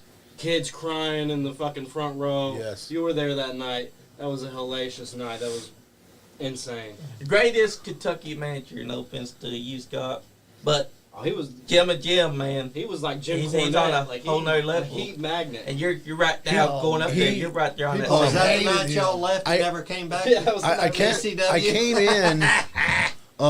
I came in and worked with Jim for about 2 years, and at first we really didn't get along because he knew, Jim was sick. He had kidney problems and things. Jim knew as great as he was, and he was great at what he done. Don't take anything away from him. He's a great manager, and I learned a few things from him too. But he knew that I was on the scene and I was the guy that was going to take his place. That's right. But once we came to grips with that, he put me over. He endorsed me. And, I was proud to go in and fill his shoes. Not only fill his shoes, but become my own person. But Jim Chadwick was definitely a part of that when I first came to Kentucky, because he had proved himself in this state. I hadn't. I came from the South. I was still yet to prove myself.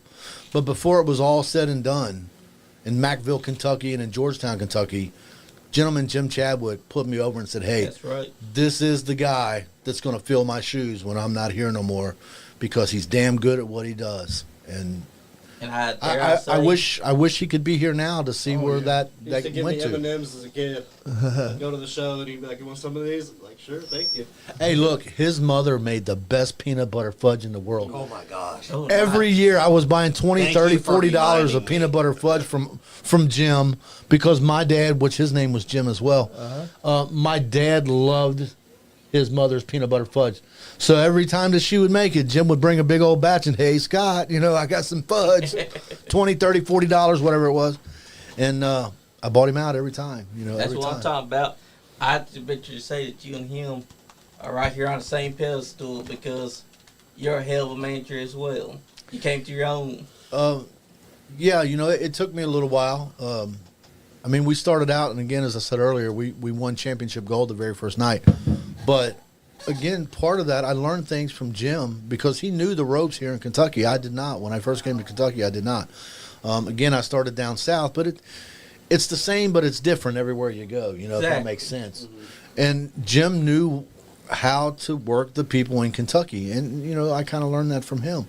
And as Austin's getting ready to do, carry on the legacy, I took up where Jim left off, and we just personified it. We was talking about psychology earlier. What's the psychology of working different towns in different states? Like, how does that pertain? Good you question. were saying, like, you were saying, like, he taught you the ropes in Kentucky on how to work the people. What's different from, like, Kentucky versus, like, Alabama or somewhere like Florida? Everywhere you go, like down south a little bit, it's kind of the Memphis style. You go up north a little bit, they're a little more spot monkeys, if you will. So the heart of wrestling is the same, but depending on where you are in the country, it's just got a little different feel. You still have some people maybe say up north that like a little bit of the Memphis style, but they're more into the fast pace. That's not like the ground and pound, the kind of Johnny Valentine style, if you will. So the heart of the wrestling is the same all over, but you just got to tweak it a little bit depending on where you're at in the country. Right. Exactly. Because what works for one place, You just got to feel the people out and see what they want and what they're expecting and things like that. I'd say it's harder now since back in the day you probably didn't have like so you went to one town and they had a storyline going there, and you go to another town and they have a different storyline. Now it's so easy to see what went on in Hazard, and next day you're going to be this, and you can. I can get on the internet and see what went on in Hazard, and the next day see what happened in, say, Georgetown or Richmond. How do you keep the integrity of the character by going to, like, say, a different storyline here and a different storyline there? You just being true to yourself. You have to be true to yourself. Yeah. You have to go out there and give the promoter or the bookers what they ask for because they're paying you, and it's a job, and so you want to do what they tell you to do because you're paying it. But you have to be true to your character. Bottom line. Facts. If they want you to go out and if they wanted me to wrestle Leon or in one style, and then I went somewhere else and they wanted me to wrestle Johnny in another style, I'll give them the style that they're asking for. Yeah. That's what's so good about wrestling different people from around the country, because you have to be able to adjust and wrestle any style at any time. Yeah. At any time. So you want to go out there and you want to do what the promoter or the booker wants you to do, whatever style it is. But the bottom line is, even doing different styles, you have to stay true to the character. Exactly. Well, I feel like that's also like the dying breed of the territories, where during the territories, every territory had a different style of wrestling. You don't go down to Memphis, it was just crazy brawls all over the place. You go up to the Northeast, it's big giants, like louder than life. Yeah. So like that kind of became a lost art of more of just getting down to how the people in that town feel about wrestling, to where now it's like how you said, it's the heart of wrestling is still everywhere, but in different places they want you to do different stuff. Right. And again, when I first came to Kentucky, there was a lot of people, because they didn't know me right off the bat, that was pulling me in a lot of different areas in a lot of different ways. And I just had to say to them, look, I enjoy working here. Mm-hmm. I enjoy the people that I'm surrounded with and I'm in the ring with. But the bottom line is, I'll do whatever you want me to do, but I got to do it my way. Yeah. Exactly.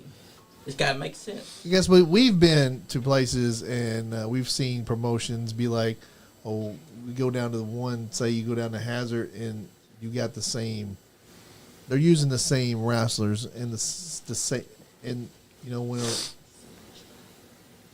and then like you have a match between one guy and the other guy, and then like 2 weeks later you see those guys in another place tag teaming with each other, and it's like, come on, guys, as promoters, we probably need to talk to each other and say, hey, I got a program going with these guys. Let's not have them tag with each other up there. And if you do, then they need to hate each other. Yeah. The story needs. Yeah, you need to keep the continuity. It's almost like the whole Jarrett story. up there with his boots slung over The his story needs to go between all promotions sometimes. Well, wrestlers I think. have to have the nerve to not to stand up to promoters, but to discuss their things with promoters and say, hey, again, I will do what you want me to do, what you need me to do, but I need to do it in my style and not let them bury you per se.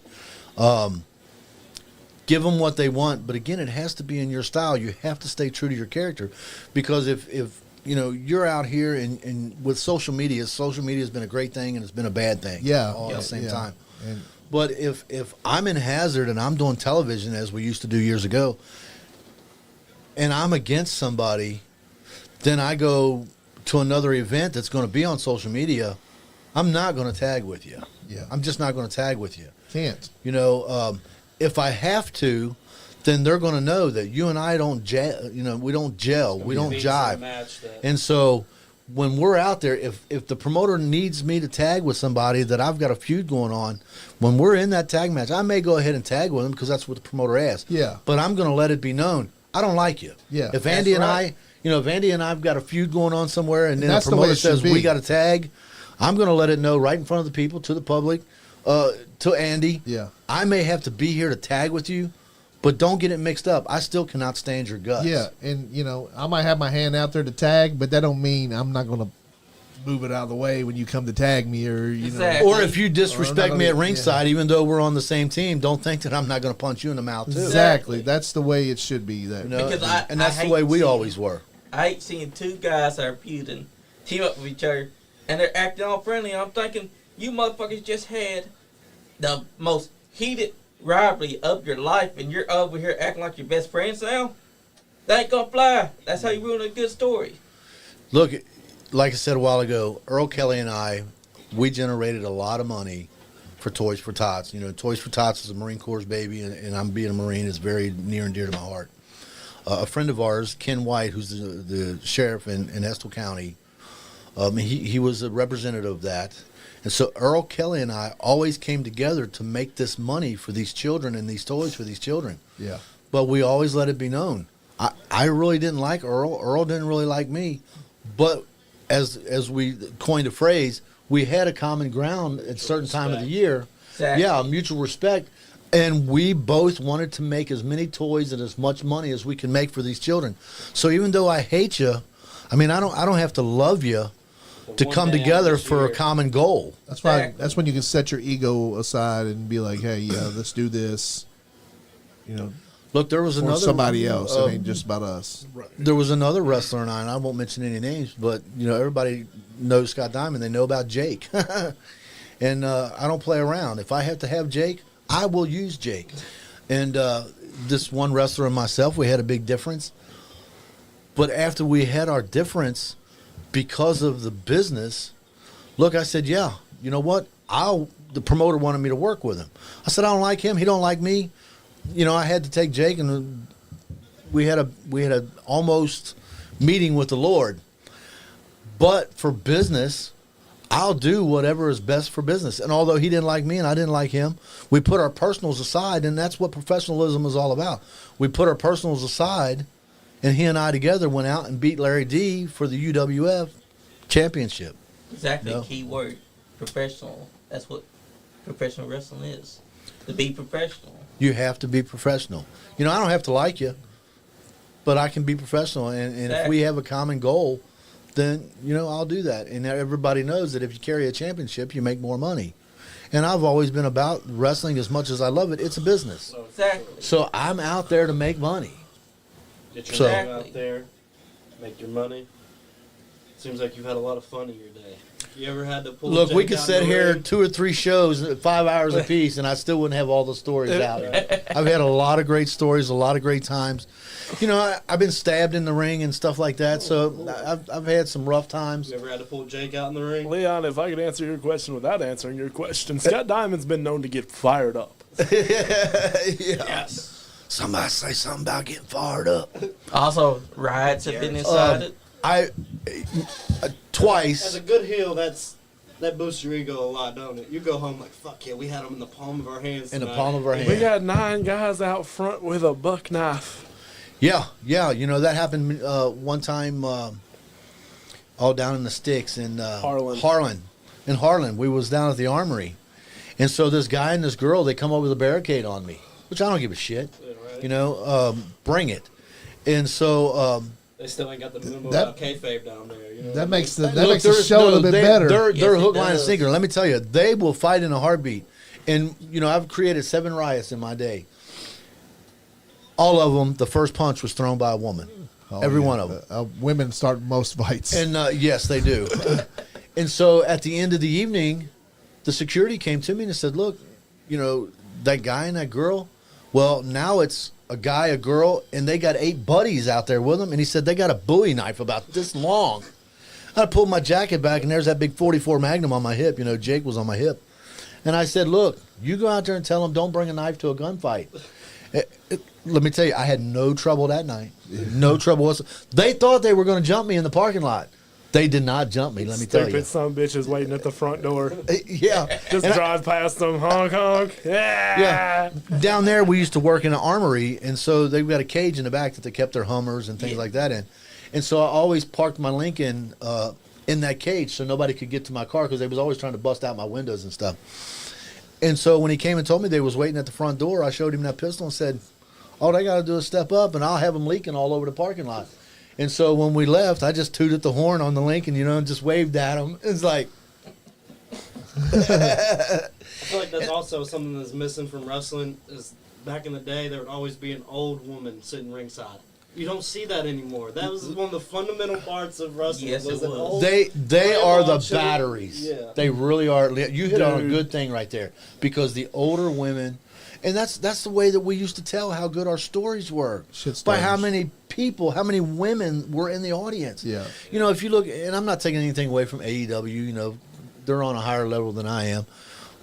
But if you look out there, only about 1 or 2% of their crowd is women. Yeah. It's not even That's older right. demographics. It's not kids. It's just guys with fucking neck beards, and they're Yep, probably basic fucking, Yeah. thrillers. their wife looks like me. Guys that wrestle the shower head Got a and thicker you know, mustache than you. That's You know- what's messed up. most of their audience is guys that wrestle the shower head in the shower, you know? Exactly. So, I mean, it's just I like... did that once. But that's Sean said he did that once and lost. I did. He lost. I lost. Yeah. you know, he loses to the bar of soap every single time he takes a shower. But you know, in Southern Indiana, we had Miss Debbie.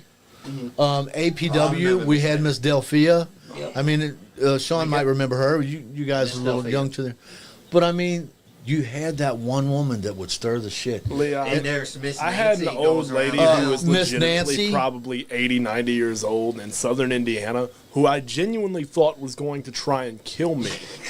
Follow me here. A couple months go by and she follows us to Salina, Tennessee, Yeah. where I again think she is going to She's attempt gonna to fucking- kill she's me. gonna Jake the Snake your ass, man. Brother, I'm scared for my life, and she's about 100 Asshole years appetite. old and less than 100 pounds, and this was okay? June 5th. Yeah, she was there on the June 5th show. Oh, That's right. man. Me and Johnny went to Kroger before this, and we got some L8 and some water. And there's these two old women was catcalling Johnny when we started. Woo, Johnny! What Look can I at that. say? The ladies dig the coat. They're like, we like that coat. Uh-huh. Come back here, young man. I ain't got enough around to get some Johnny old drags. cougars. Johnny They drags did. out the old Hit those women. cougars, Johnny. They Hit was those- wanting, That's right. they was wanting them some Johnny. There's no substitute for experience, and they've had more salami than you can count. That's right. You know? God. And you changed my mind on the whole Invisible Man deal. Yeah, Yeah, we you know, talked we about talked that on about the that as phone. well. And it's the same way as when I lost to the mop that night. Yeah. Most people, they don't want to do stuff like that. I know, And I'm right? telling you, if it's done correctly and the psychology is there, It is. Look, I still got people calling me housewife, and this happened 13, 14 years ago. It's all about in the delivery. It's all about using the psychology and making it stick and making it make sense. And the Invisible Man was the same thing. Is there people that go out there and screw the whole damn thing like up? having Santa or the Ninja Turtle there. Yes. Yeah. Look, there's a guy running around now doing different canes. Yep. You know, yellow cane. He's doing cocaine, blue cane. Yeah. He's doing all these canes. Gain. Gain. Yep. It's game. And I mean, it's over.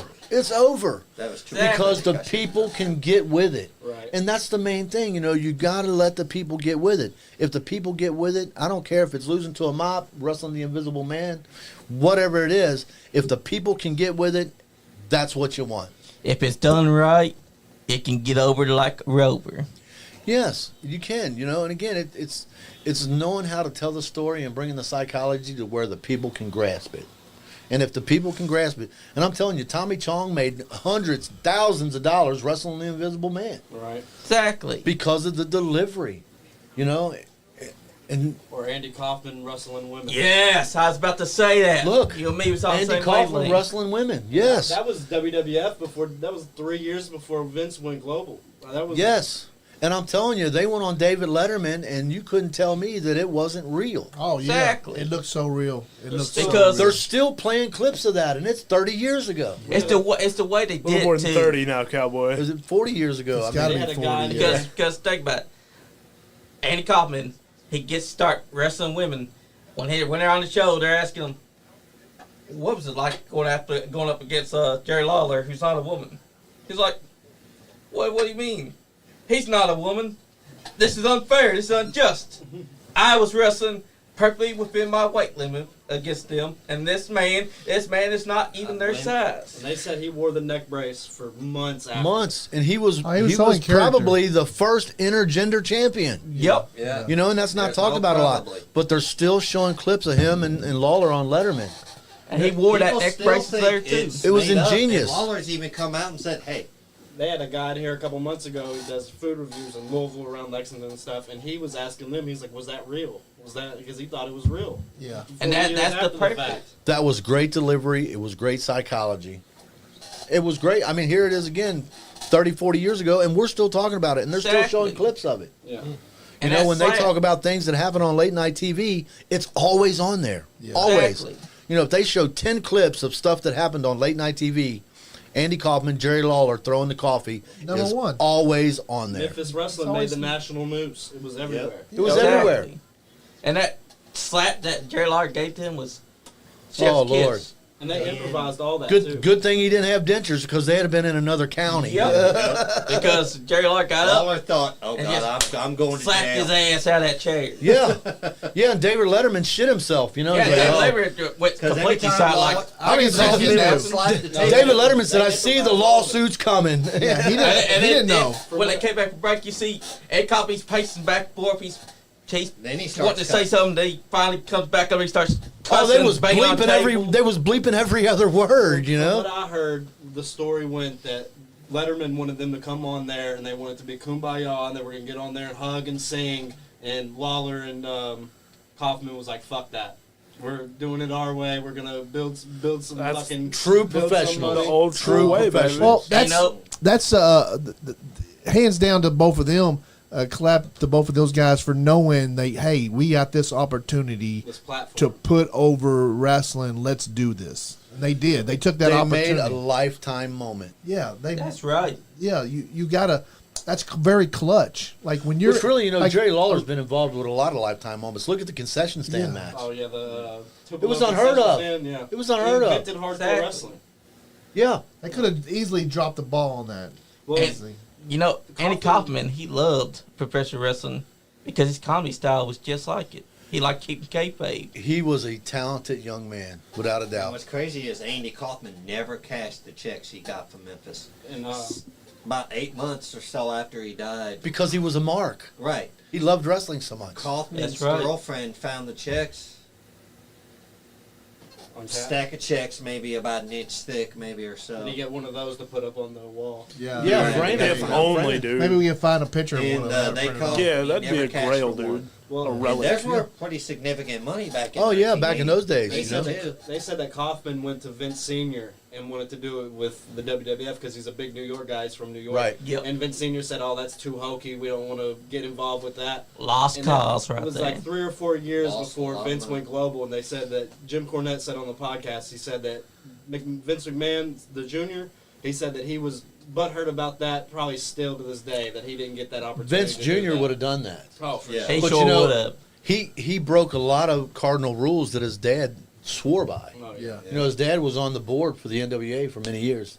And then they had a discussion about Bruno Sammartino and Buddy Rogers being the champion. And when they didn't want to give it to Bruno, then that's when he peeled off and made WWF, you know, Worldwide Wrestling Federation. And so Vince Sr. was so old school, he just didn't believe in that. But Vince Jr. was such a cutting edge kind of guy, Yeah. he'd have been all over that. Oh yeah, for sure. How the world of wrestling would be changed if Gorilla Monsoon was sold WWF instead of Vince Jr. Yeah. Because A lot of Monsoon was people- supposed to buy it instead of Yeah. Vince Jr. A lot of people have said that if Vince Sr. would have known what Vince Jr. was going to do, He'd have never sold it. he wouldn't have even thought about it. Number one cardinal rule that he broke right off the bat, him and the Briscoes. Jack and Jerry, not the young Briscoes. Right. They were working for the NWA out of the Jim Crockett promotion, Georgia Championship Wrestling. Mid-Atlantic at the time. That Yep. too. And he went behind the back, and you didn't do this in the territorial days. You know, they shared talent. Vern Gagnon shared talent with the Grahams in Florida and the Crockett's and things like that. But you didn't talk to talent that was already under contract to another company without talking to the promoter as well. Vince came in behind the promoter's back, offered Jack and Jerry, which they had a repair shop in the Carolinas. They were making okay money, but not enough money just to stop working. Yeah. They kept their shop open and stuff. Vince came in, offered them more money than they ever seen. They broke the cardinal rule. First ones to ever break the cardinal rule. Yep. Without talking to the promoter, they jumped ship and went to New York with Vince Jr. That's something his dad never would have stood for. Nope. Never would have stood Exactly. Because Vince Sr., Black Friday. when Vince Sr. Yeah. did sell it to him, he Black told him, Saturday. I don't want you to do anything like that. I don't want the company to do what you want it to do. He wants the company to stay exactly how it was. But as bittersweet as it is, Vince Jr., had he not done that, we would still be having the territory days. Exactly. It would not be a worldwide event. Oh, it's bigger Vince- than Disney. It's bigger than the Super Bowl. Oh, yeah. Wrestling is Vince huge. changed wrestling for all times. He did. Changed wrestling for all times. Exactly. WrestleMania wouldn't be what it is. Man, No, because Vince Sr. would have never brought in, Aretha Franklin and stuff like that. the Rockettes, Mr. Yeah. T. The Rockettes. Ali. Billy Robinson. Well, they had done some work with Ali. Gorilla Monsoon and Ali had done some stuff already. Yep. Got you. But he would have never brought in the entertainers. And, the boxing wrestling thing had been done once He or would have brought twice. him in, but never to wrestle. He would have never put him in a ring, No. Exactly. And Vince just had that vision. And, whether I like it or not, there's some things I like about it, some things I don't. He changed the face of wrestling forever Definitely. in doing that. And it helped to propel wrestling into something bigger than what it Where's was. Pac? Yeah, it made it a multi-billion-dollar business. Yep. It really did. And the only thing that I hate about that's got a company like AEW who doesn't want to invest in storytelling. Like if they just invest in ring psychology and stop using blood all the time, It's They got to might mean have a something. chance. It's got to mean something. exactly. It definitely hurts the other company too, because I know that Kevin Owens has been trying to get the pile driver over, and whenever you watch this, a fucking pile driver is just a transition move. It's just a move that they fucking hit just because hit me with the pile driver. Yeah. So when I watch it on the other show, it's like I It could care means less something. because Yeah. on this show I see it 25 times. Look, Yeah. and way back in the day, it was legitimately outlawed because guys, Stone Cold, Owen broke his neck with that. Yep. Guys were Yeah. legitimately taking Pile broken driver. necks via the pile driver, so they just banned it from all of wrestling back in the day. And the irony was that Stone Cold Steve Austin got his neck broken years before that in the same move. He Yeah. broke somebody else's name. Yep. Well, they don't Lost take a hero certain killer. moves and be like, hey, that's They call it my Shawn, I believe that's what they finisher. call it. I don't even really know that they even have. Do they even have finishers anymore in AEW? Like it just, like they're just having all these big spots all the time, and they're using like every move. And then the next match, they'll use the same moves, and then the next match after that, they'll use the same moves. It's just like, hey, talk to each other and say, hey. And why do they have rainbows on their freaking? We're watching this right They're now. like the, they have it's a It's a rainbows on nod the. to the 80s with the Midnight Express gimmick Yeah. and whatnot. But didn't Finn Balor already do that? No.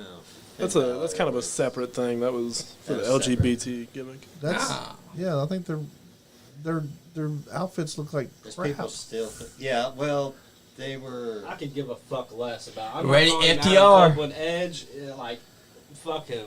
Like I could give The a worst fuck thing less that about the him. worst He thing killed his with legacy you. when he went there. if I had ever gave Tony Khan any advice is to never hire a WWE superstar ever.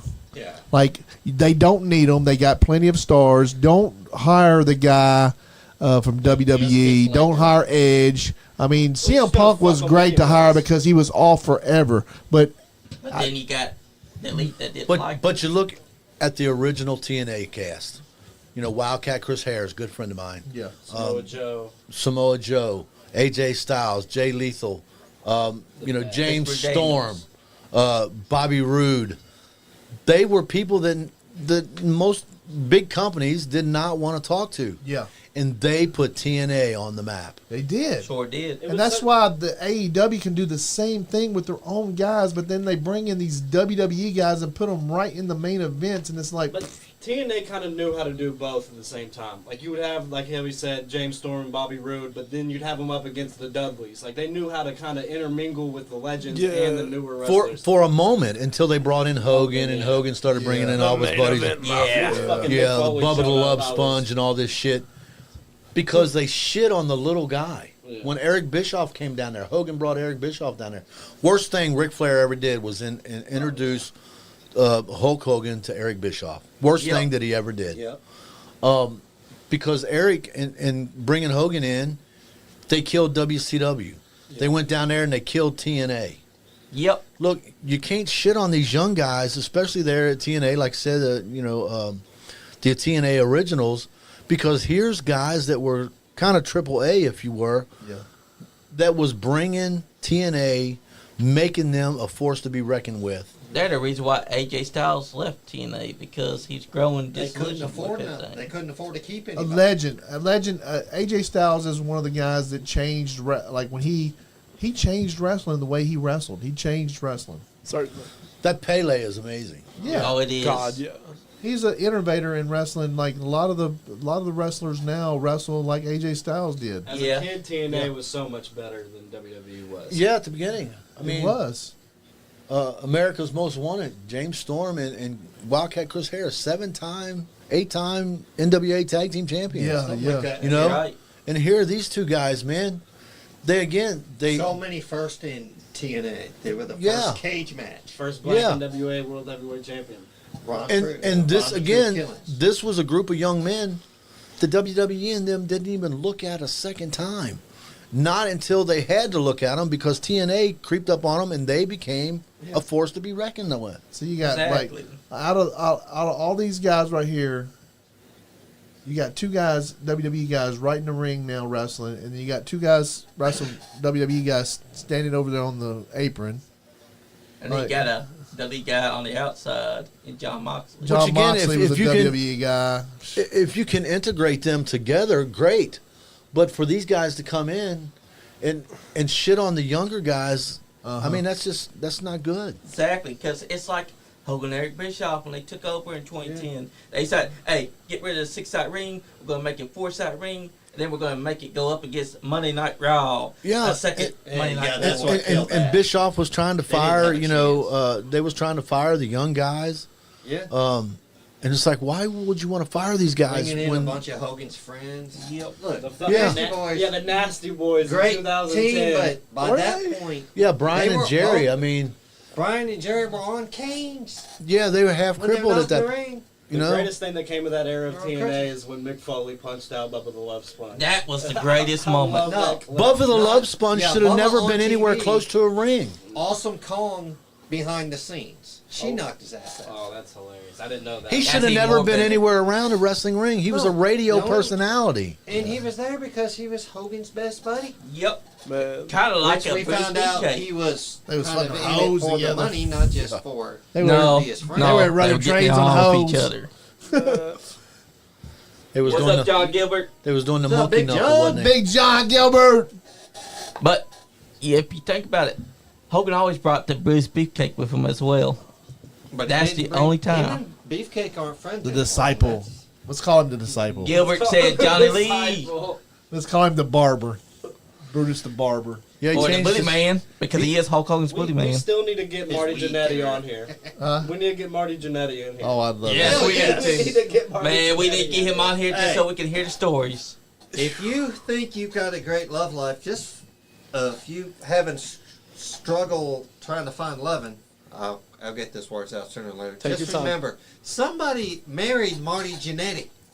We need to have like a hoe train up in here with Marty Jannetty. We need And to Marty's do had a all bunch the- of hoes. Like a dating show with Marty Jannetty. There, he got married, and then she wanted to get divorced a month later. I'm like, damn, And man. now there's a Facebook called The Genettis with him and his newest woman. Leon, is the fellow youth in this room, have you seen the YouTube clips where it's like one guy versus 20 women, 30 women, whatever it is, and they line them up almost like the dating game, but like modernized, pass-fail kind of gimmick? Yes, no, I no? haven't seen that. Okay.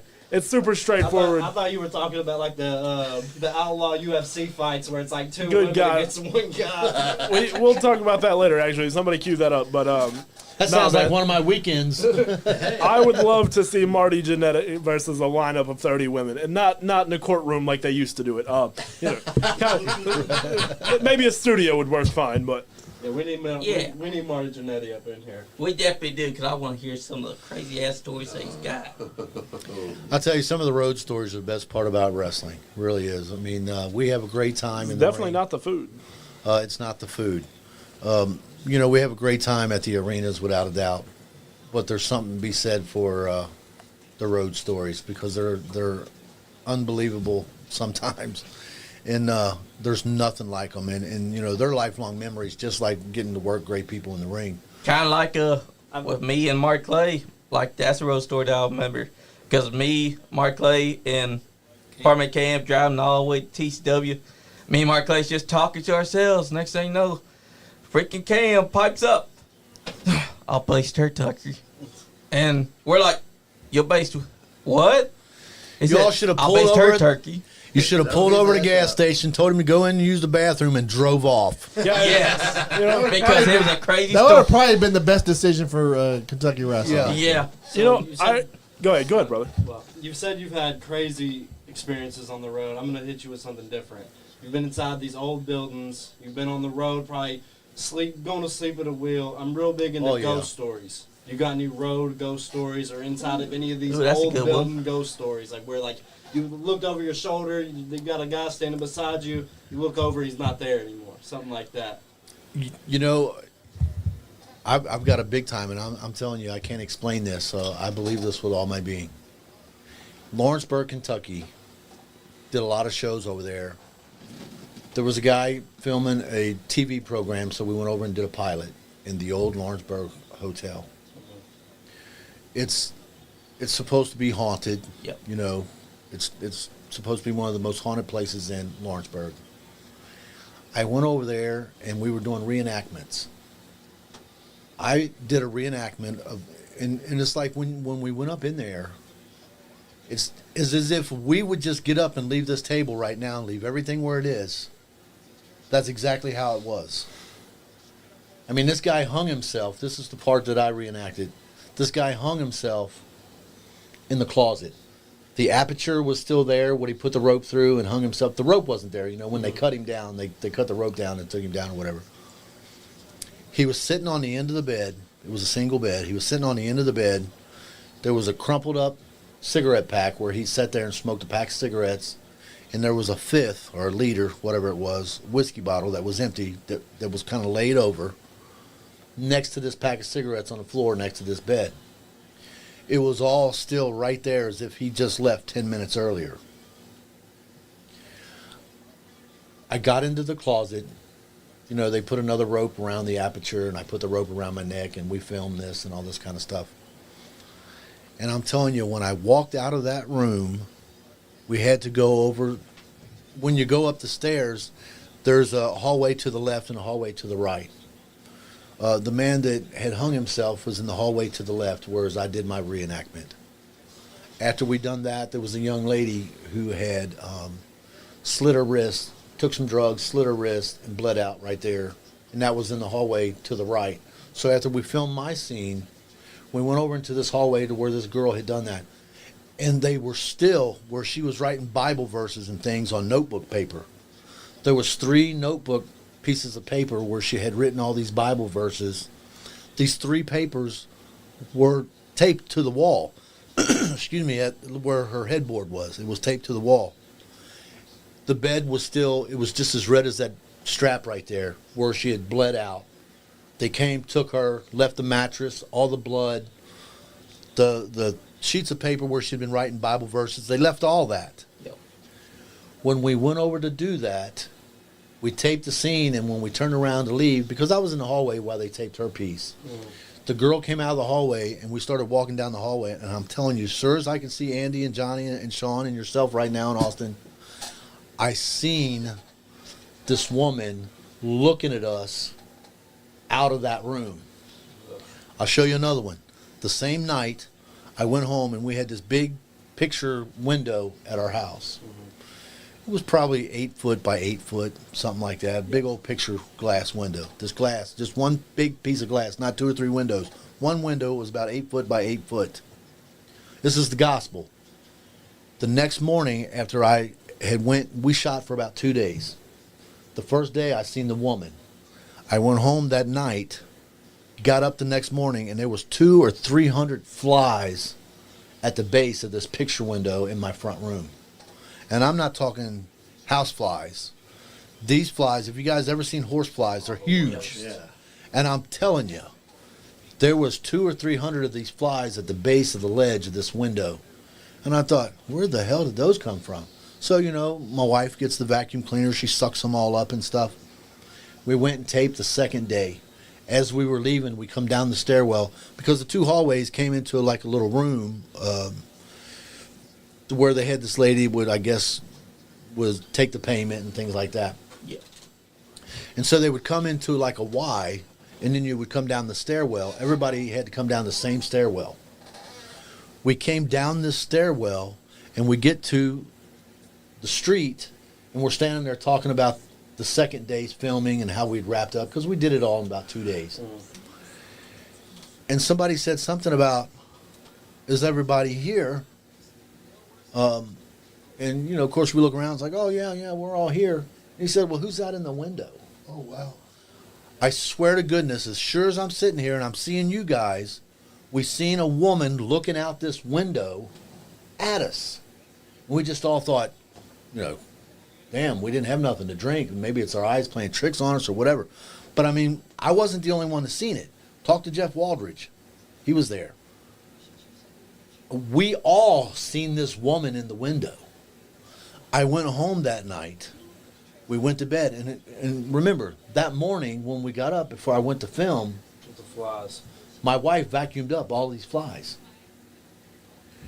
The next morning we got up, 200 or 300 more flies, all dead, at the base of this window. My wife said to me, look, you brought home some bad juju. And I said, you know, I'm starting to believe that because I seen this woman twice. The second time we all seen it. This was the second day in a row that we had these 200, 300. I mean, these flies were so big you could throw a saddle on them and ride them. 3 days in a row, we woke up to these flies being at the base of this window. After we had filmed it, he hadn't edited it yet. I was watching over some of the film with my wife. And for whatever reason, you know, stuff that makes the cutting room floor, they video a lot of stuff. And it's just like if they were videoing us right now and we walked out, they didn't cut the cameras. You know, so we had guys and girls walking in and out and things like that, getting water or whatever. We're watching this footage, and my wife says, "What did you do in the hallway? I thought everything was in this room where this man hung himself." And I said, "All my stuff was." She said, "Well, I'm looking at this piece right now, and it's you coming down the hallway, and you look dead." I said, "I didn't do nothing in the hallway." So I looked at it, and I'm telling you, my eyes were so hollow looking. Literally, I said the same thing. I said, "My God, you know, I don't know why they would be taping me," which I don't think they were taping me. Yeah. They just left the film running, you know, while we were doing things. But when we seen that piece of me coming down the hallway, I literally looked like the Walking Dead. And 3 days in a row, we woke up to these flies only in that one spot, right in that window. And so when I talked to some people, they were saying this is supposedly this evil entity trying to come through that glass. And of course, you can't go through glass. They used mirrors as portals. You know, people that do that type of work, they tell me. And so this was the evil trying to come through the glass, but they weren't able to come through that glass. So when those flies showed up, what it is them trying to come through. They died right there. All these evil entities that were trying to come through via these flies, they couldn't come through the glass, so they all just died right there at the glass. And so I said, well, I'm not doing any more filming with those guys in that building. Wow, yeah. Exactly. And I'm telling you, it was so real, Leon. It was so real. And, you know, some people say, yeah, I believe in ghosts. Some people say, no, I don't believe in ghosts. I believe in. Oh yeah, for sure. I'm saying this. It was so real to me that I can neither confirm nor deny, but I know what I seen, and I wasn't the only one that seen it. So I know there was something there, but I can't explain what. Yeah.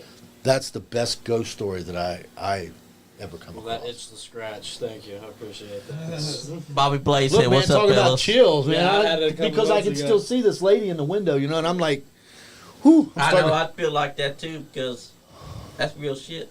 You can't explain a ghost that appears before your eyes. Looking again, the flies. I wasn't the only one, you know. All my children were at home. All my children were at home. They seen it. My wife seen it. So it wasn't something that was just in my head or something that was just playing on me. It was real. It was real. And so how do you explain that?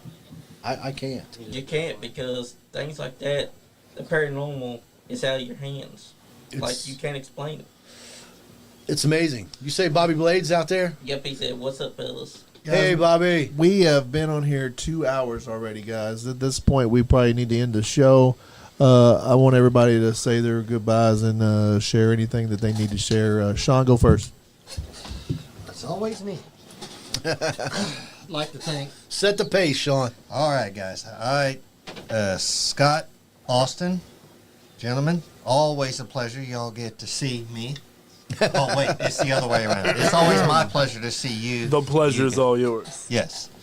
Leon Lexington, always good to have you here, brother. Huh? Wow, thanks for cutting me off, Johnny. Thanks, buddy. Stop 1,000 talking into the stars. mic, it's fine. Seen it. Andy, and, well, that's about it. And then, You fired again? Yeah, leave that shirt here when you leave. yeah, no. Guys, thanks for everything. Everybody in the comment, everybody watching, thanks for everything. Stay nice. Leon, you go next. It was definitely a treat to come in here and listen to Austin and Scott talk their shit, get you acquainted with how the business on their end goes. It was definitely a treat. It was definitely a pleasure. I need to get up in here more times. It's definitely a fun thing to do. It's hard to do it with 2 kids, but I need to manage it. I definitely want to change some things in 2025. Definitely want to, by the end of the next year, I want to be not a totally different person, but just be better in on mental health and just who I am as a person, get some goals done. So that's all I want to say. Happy New Year to everybody. Hope everybody had a Merry Christmas. Awesome. Johnny, you want to go? Yeah, I'll go. Yeah. Thank you, Austin and Scott Diamond. Hey, I'll just do my best Yo, Terry man. Funk promo. And Come on. Leon said, when you go, keep going. Yo, man's voice is changing already. That's right. But, I just want to thank you, Scott, and Austin Diamond for giving us a moment of your time again.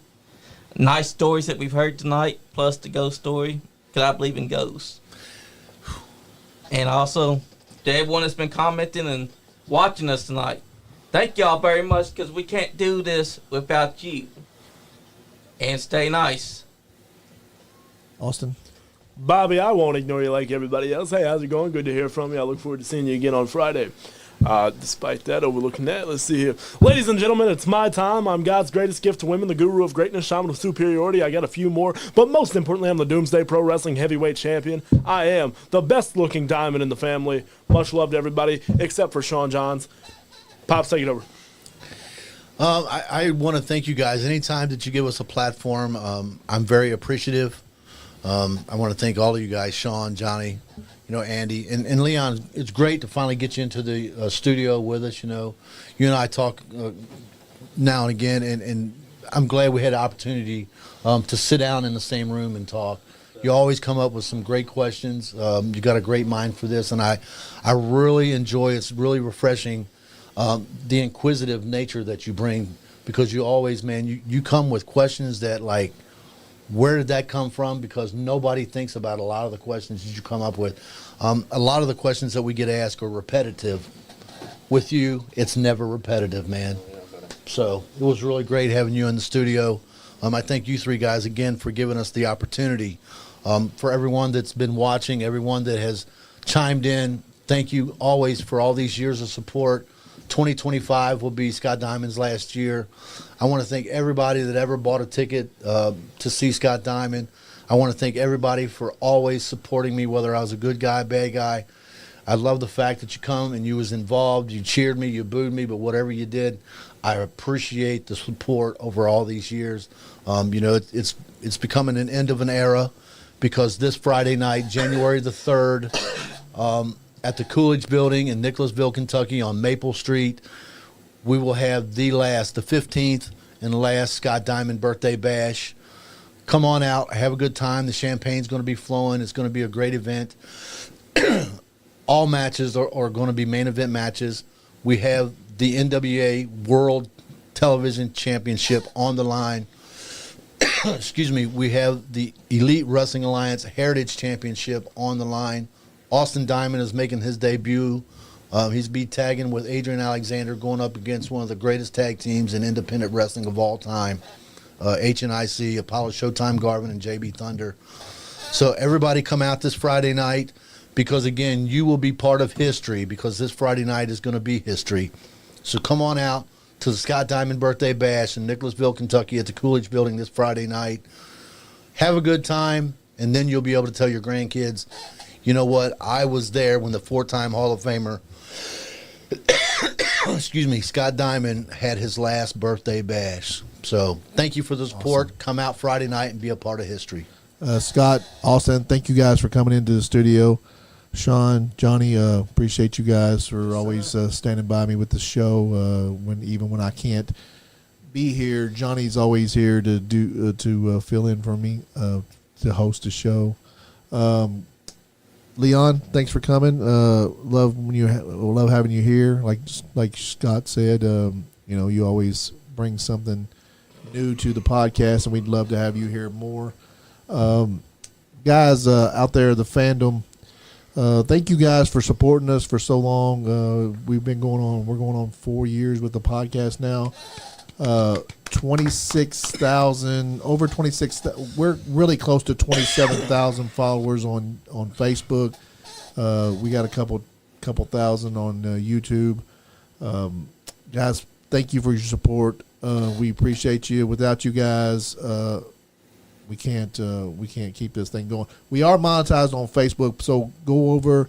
If you're a big fan of the Nice Guy Andy podcast, like, share, comment everything that we post. Comment on the comments. Have discussions. Shout out to us. Message us. We will message you back. We will be doing things a little bit different this year.